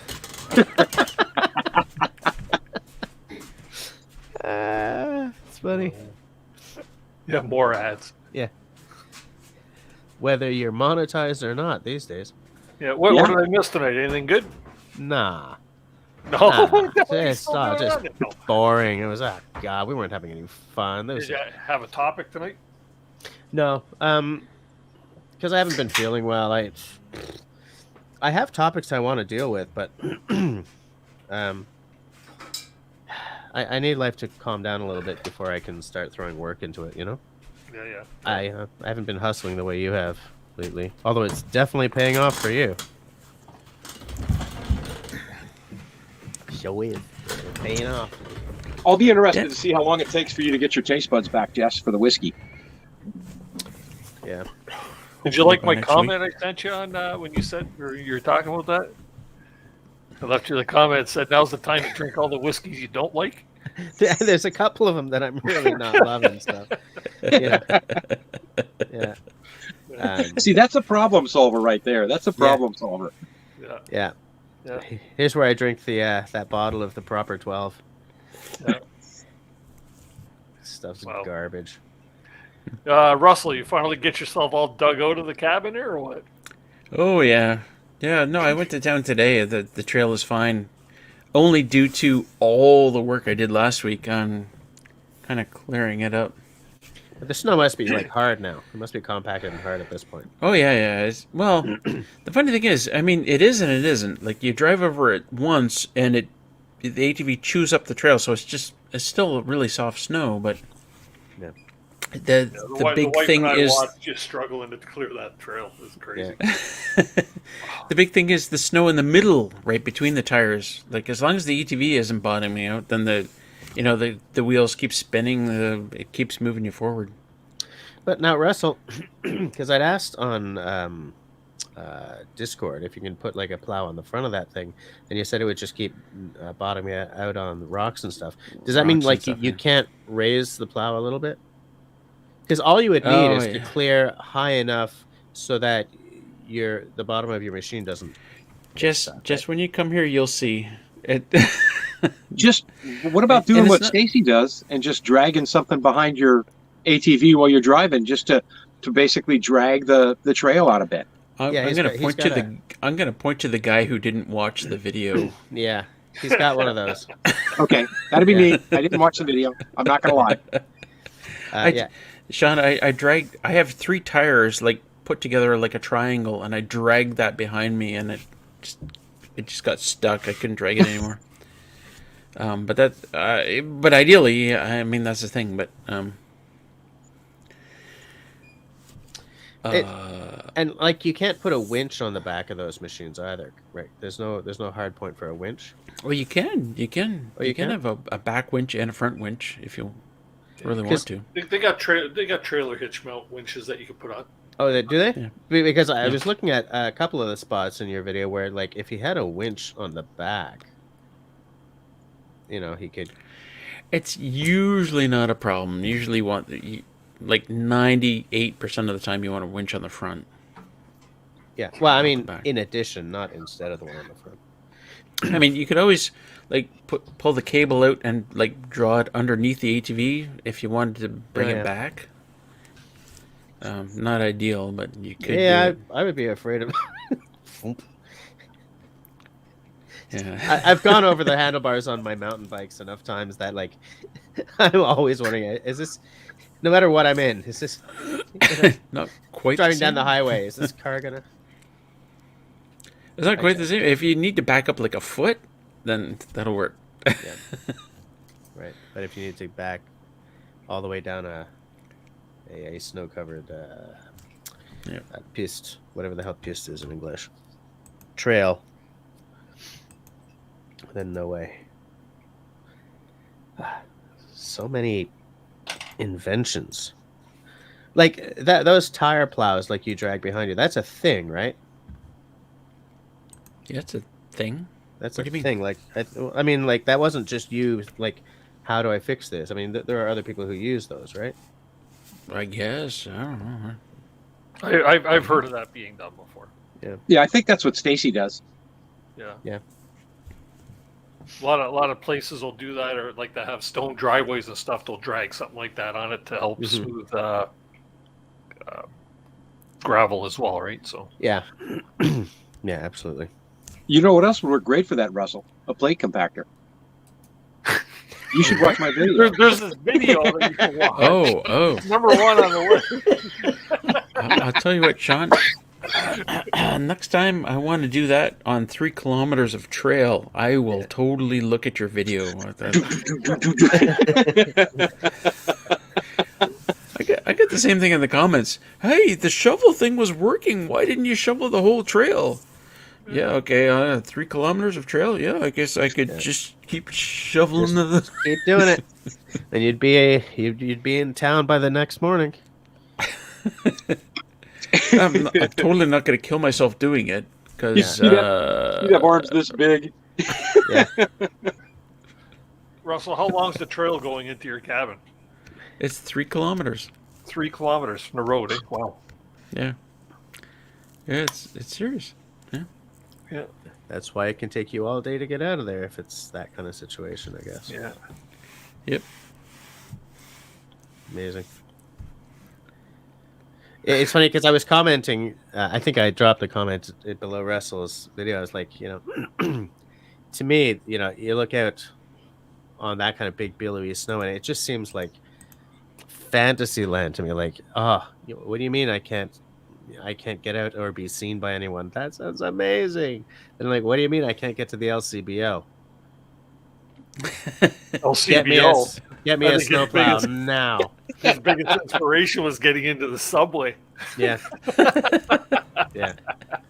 Gotta get my Tuesday sub. I need that sub. And it's funny because I haven't been into a Subway in a long time. And like the entire time that Russell was eating the Subway sandwich in his car, I could smell, when you walk into a Subway and like it's the smell of that bread. And I was like, I could step out of isolation for a sandwich, right?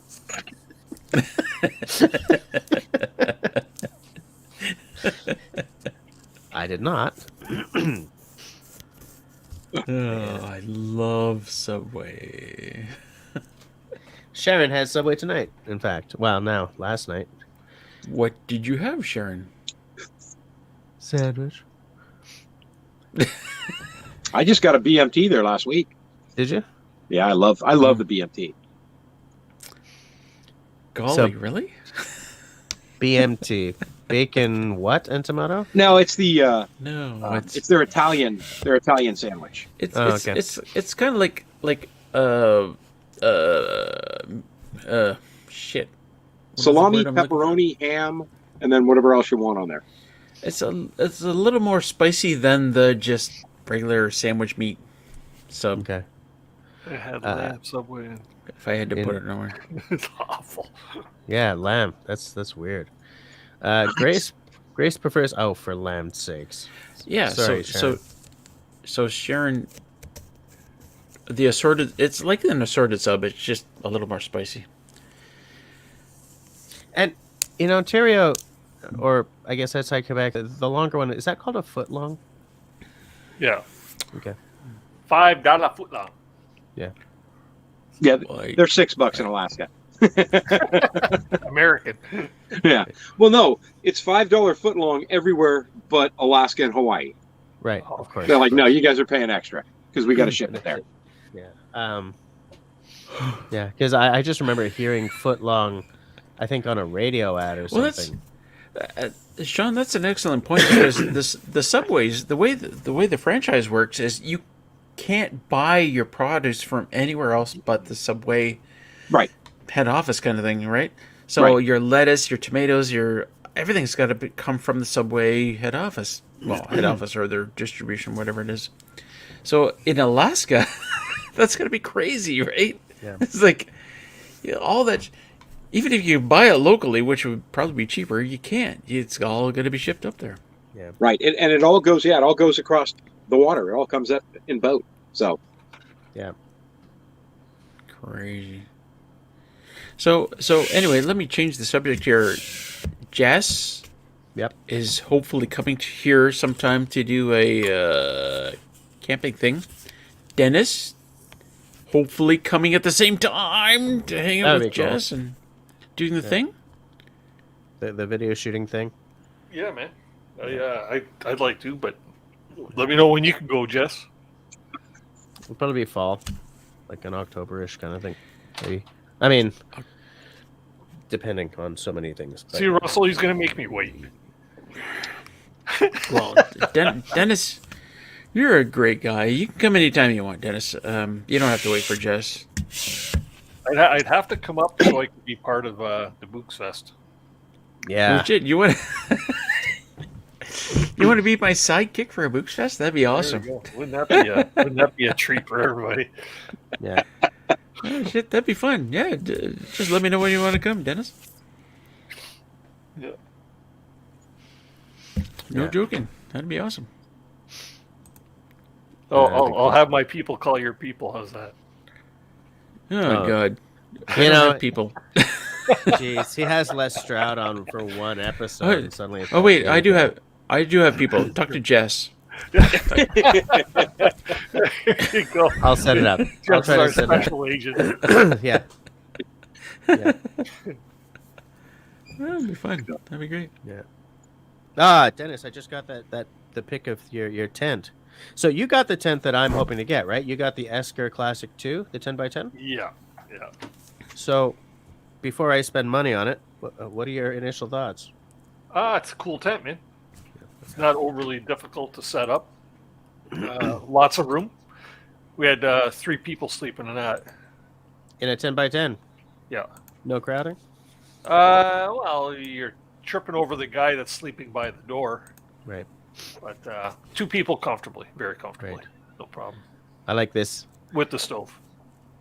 With the stove. Yeah, nice. And is the stove, did you get an Esker as well? Yeah, the Ontario too. Yeah. So I think when I do finally have my money together, I think I'm probably going to be buying exactly the same setup you have. Because I think I was looking at that stove too. I was when we were camping last weekend at Mew Lake, or weekend before.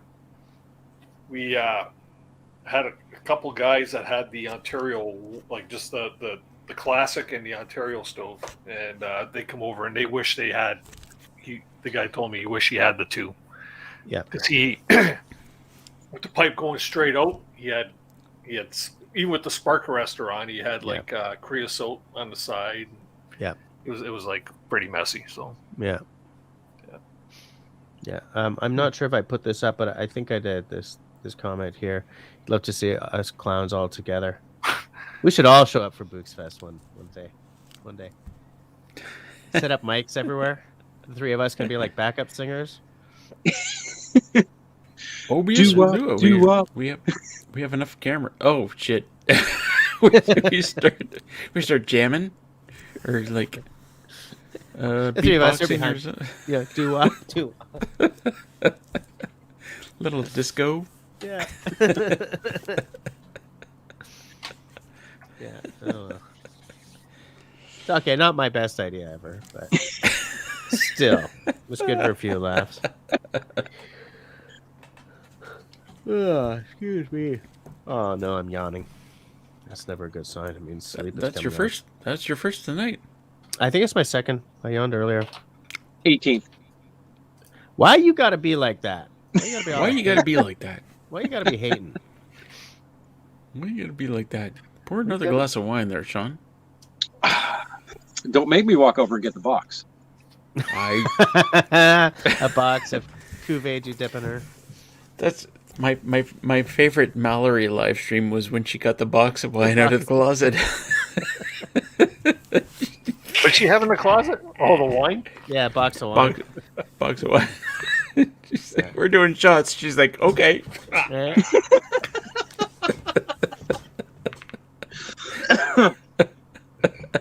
I love it.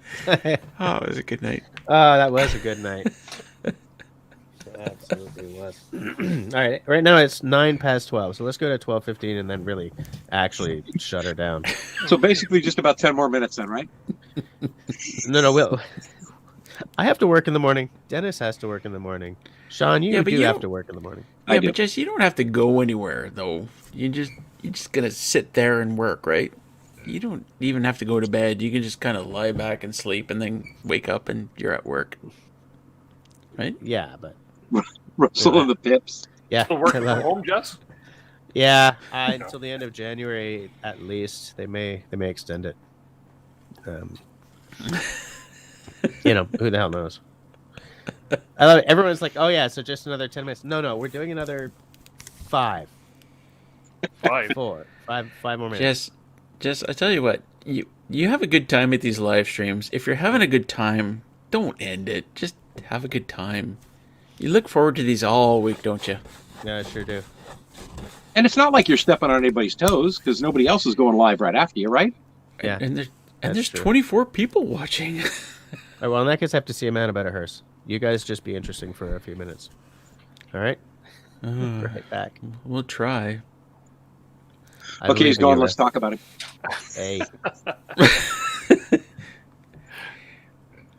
Just he shut off the mic so we don't have to listen to him pee. Just as a stand-up guy.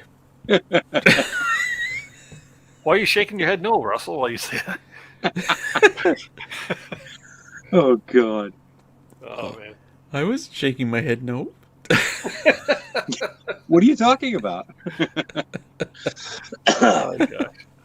Oh, God. Sorry, Dennis, I missed your show tonight. How did it go? Oh, it was a fun show. Guys I had on tonight were from a channel called River Kings. A bunch of kayak dudes.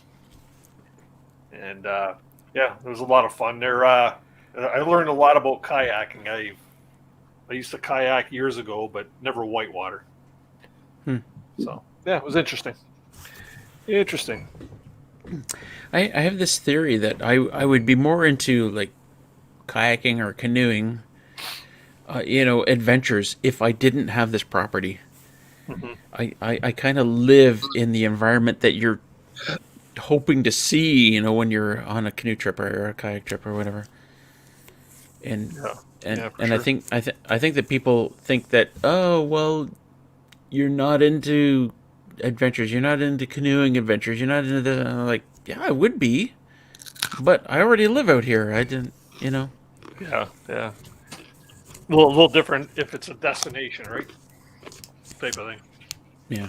I'll tell you what, the funnest thing I've ever done was when I took a sea kayak trip, because I'd never done one before in my life. And I did it out of Homer, Alaska, and went from there over to another bay on the other side of Kachemak Bay called Chinapoot. And we beached the kayaks, did a big hike throughout the whole thing, and came back and got in the kayaks again. Oh, it was a ton of fun. I've never had so much fun in my life.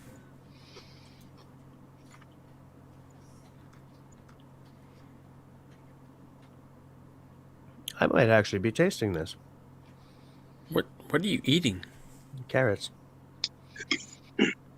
Oh damn! Pour yourself a whiskey, man. I might even be tasting it. Quick, grab a whiskey. See. No, I think there's just the lightest sensation of taste there. I think. I hope so, man. It is so weird to eat stuff and taste nothing. I just thought of a really rude joke that I'm not going to go there. I'm not going to say it. Who are you and what did you do with Russell? He went back to the dark place. That's a fair question. Oh, I just got a text message from Bettina? Oh, well, it might be Bettina. Bettina, did you just text message me? Oh, it is. It is Bettina. Bettina, I don't do text messages on my phone because this is not how this works.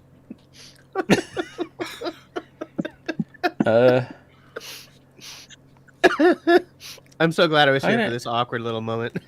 All right. I guess I'll type in the HTTPS. Oh my god.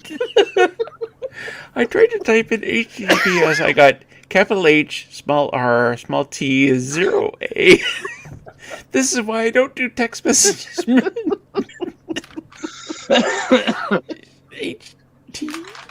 HTTPS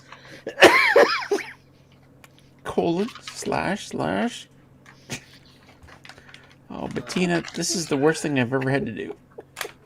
StreamYard. I'll do you one better. So on this phone, I have an English keyboard, Oh, shit. emoji or whatever, and I have an Icelandic keyboard. Oh, come on. And I put the Icelandic keyboard on purely because I wanted to do a stupid dad joke for my Facebook page.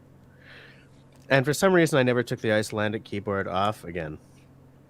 So sometimes I'll be trying to type really fast, and the gibberish that ends up, because like I'll accidentally tap where the keyboard button is. And so I'll be like, tack, send. What the And it's just like, you know what? Like, when I'm sending text messages, I have been told by friends that my typos are the stuff of legend, even without foreign keyboards on my phone. I think I'm just too old to have a cell phone. And for those of you watching at home, we're probably just going to go for another 10 more minutes. Damn it. Are we? Jesus, that's the worst thing I've ever had to do. I know, but it's so worth it for this comment. I can see your brain misfire, Russell.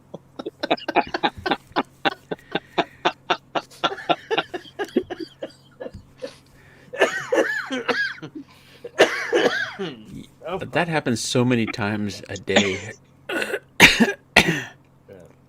Oh yeah, you can just put the link in chat here. God Is damn. this what Bettina wants? Yes. Shit, I sent her the link, but now she has my phone number. How did that Brain happen? misfiring and all. Dennis, are you having after 8s? No. You had to break out the food, so I had to start eating again. Oh, man, okay. Teriyaki. The teriyaki flavor. So much flavor. I told you, Dennis, that I keep trying to make jerky, and it just I'm just not doing good. I'm just not doing well at it. Birdwatcher Jen, welcome to the live. Gene, sorry. Late to the party. We'll have to watch this all tomorrow. Looks like you missed lots of fun tonight. Yeah, it got more fun later. But it was a good stream. Hi, Bettina. Hold your phone Bettina. steady. And turn on your microphone. Can't hear you. Now Ian, the web lord, is also hungry. Looks like I created a monster with my little carrots there. Ian's still here. Still here, Ian. Still here. I wonder if... She's getting angry. Yes. Bettina and the technology.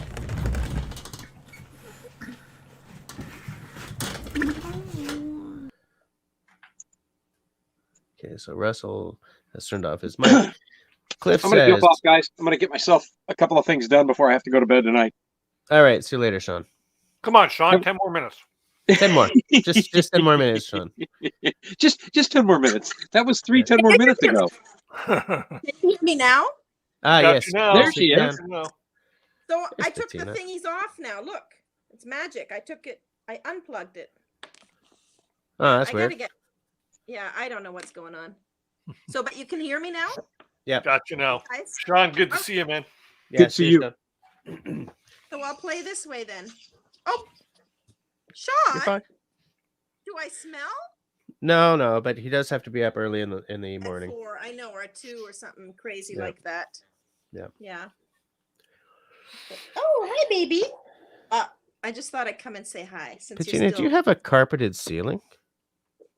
No, that is Stucco? not my. Yeah, it's stucco. Okay. On Okay. Standing on her head, Jess. stucco, Like- but just the angle. Okay. It's stucco on styrofoam actually because it's concrete. It's a concrete floor up above. Okay. I thought you had like a pile carpet on your ceiling. I was like, wow, that's It's got a the shag- 1978. No. Yeah, yeah, No, it's the shaggin' wagon. yeah. No. Hey, get out of there, shithead. Demonetized. Sorry. Poop. Oh, you're allowed to drop some F-bombs there, Jess. They won't Oh, take it well, away that's from you. nothing. Yeah, Uh, the dog is licking the. Get out of. Come here. Whoa. Brother Love was in a house that had full leather walls in Come the here. bathroom once. Come here. I don't know like the hell would go on in that bathroom. No, this is just stucco on the seat. Come here, shitpot. The husky puppy. She's Okay. licking everything she can, getting into everything she can find. We have 6 dogs on the go here. The huskies don't really grow out of that. I used to have a husky. She's Sad. just a baby. She's just Right. a baby. Come here. But she knows I'm after her, and she won't Is- let me catch her. Bettina, is that the dog's name? Well, You, my you fiance call him calls her Shitbot? Shitpot, but her name is actually Akuma. Oh, okay. Yeah, but she's a little. She's. Hey, that's one of my dogs here. But look, Yeah, that didn't sound like a husky to me. no, that. Ah, look at you. There we go. Look at how cute that is. Isn't she cute?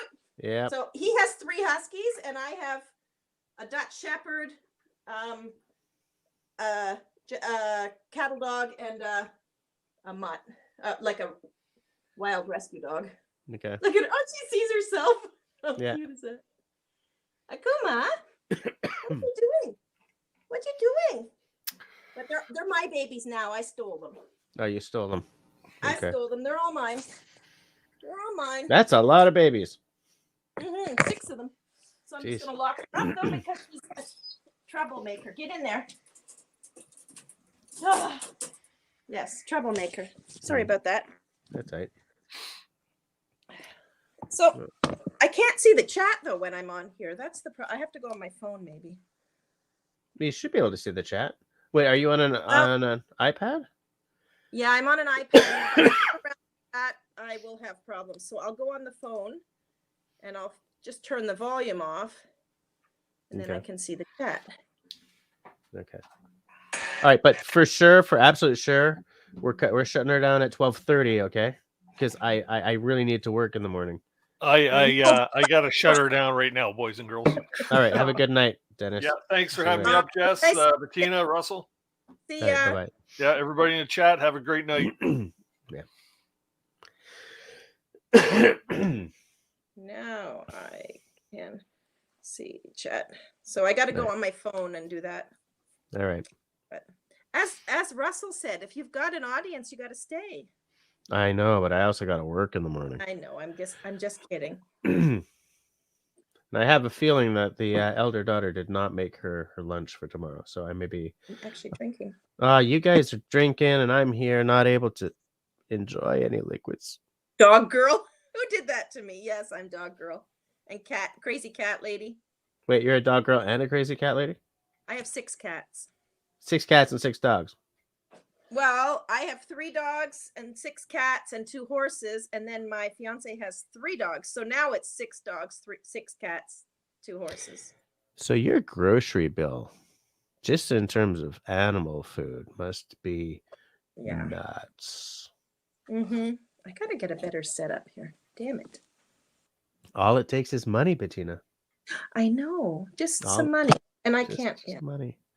All that money you're throwing away on dog food and cat Oh, food and shucks. horse food.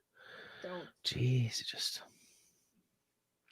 you could wipe. I could be sitting on a beach in the Bahamas.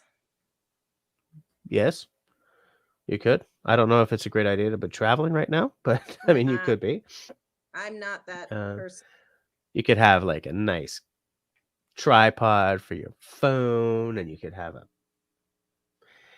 No, seriously though, you must spend a lot of money on animal food every month.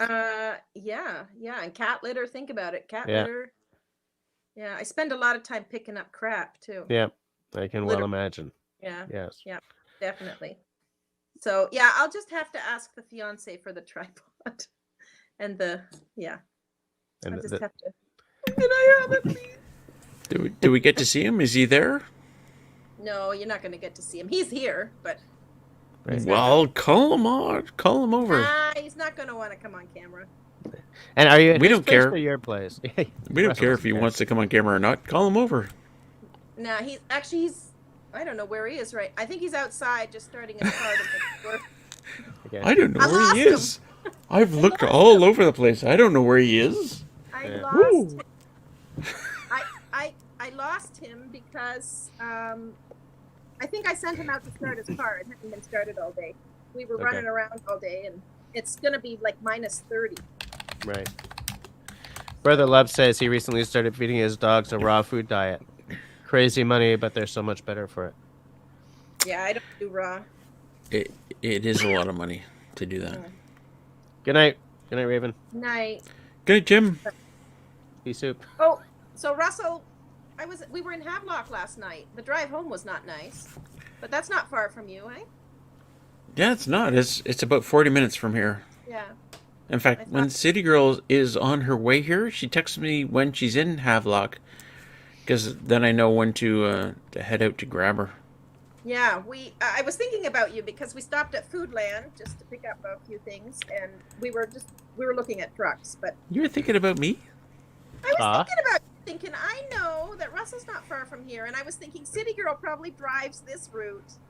So, and there's a stoplight sort of right at the Foodland, just near there, and we went north, and then we were straight north and home. So The Foodland right there is awesome because it's right next to the LCBO. You can just Home Hardware's right there. The Home Hardware's right there too. So you can get your tools, you can So get you your can- food and your beer at Subway, the same damn time. Home Hardware, LCBO, groceries. Yes.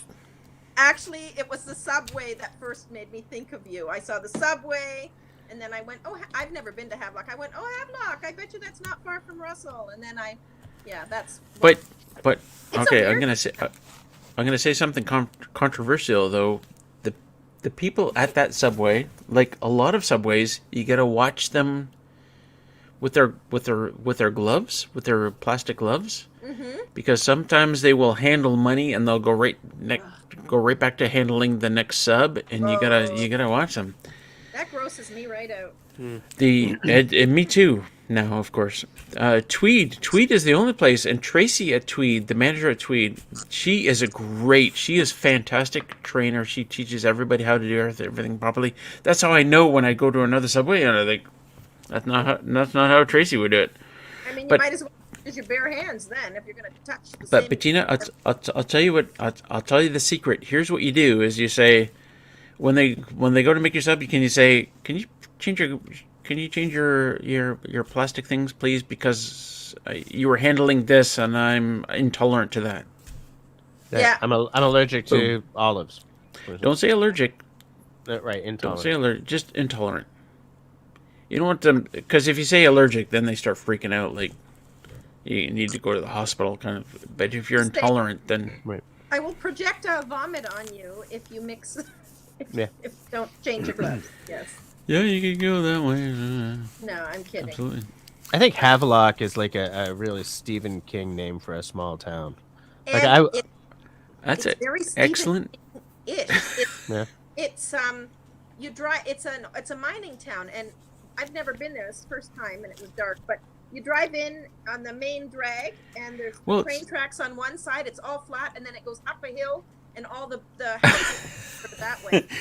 Weird. It's very true. There's a town, and then there's like 50 train tracks right beside. And it's all flat, and it's like It's so weird. It's so weird. It's so weird to see, like, you're driving down the main drag. On this side of the main drag, there's like businesses and LCBO and grocery store. On this side of the main drag, there's like 50 train tracks, and there's like trains parked there and stuff. Yeah, it's so weird. Weird. It's like, I don't know, almost Fargo-esque. You know, It needs like a sanatorium at the top of the hill. Yeah, You know? There's probably actually one in Lakeville. Well, if it's a Stephen King novel, then absolutely. Yeah, it's crazy. Or a cemetery, you know, or a crazy car. I mean, anything. But Havelock, Crazy car, yeah. Havelock would definitely be the set for a movie. Definitely. Hold on. Read it, Jess. My bro was so proud that he caught the Subway guy shorting him a slice of meat on his sandwich. He posted on Facebook about it, triumphant. So, Triumphant.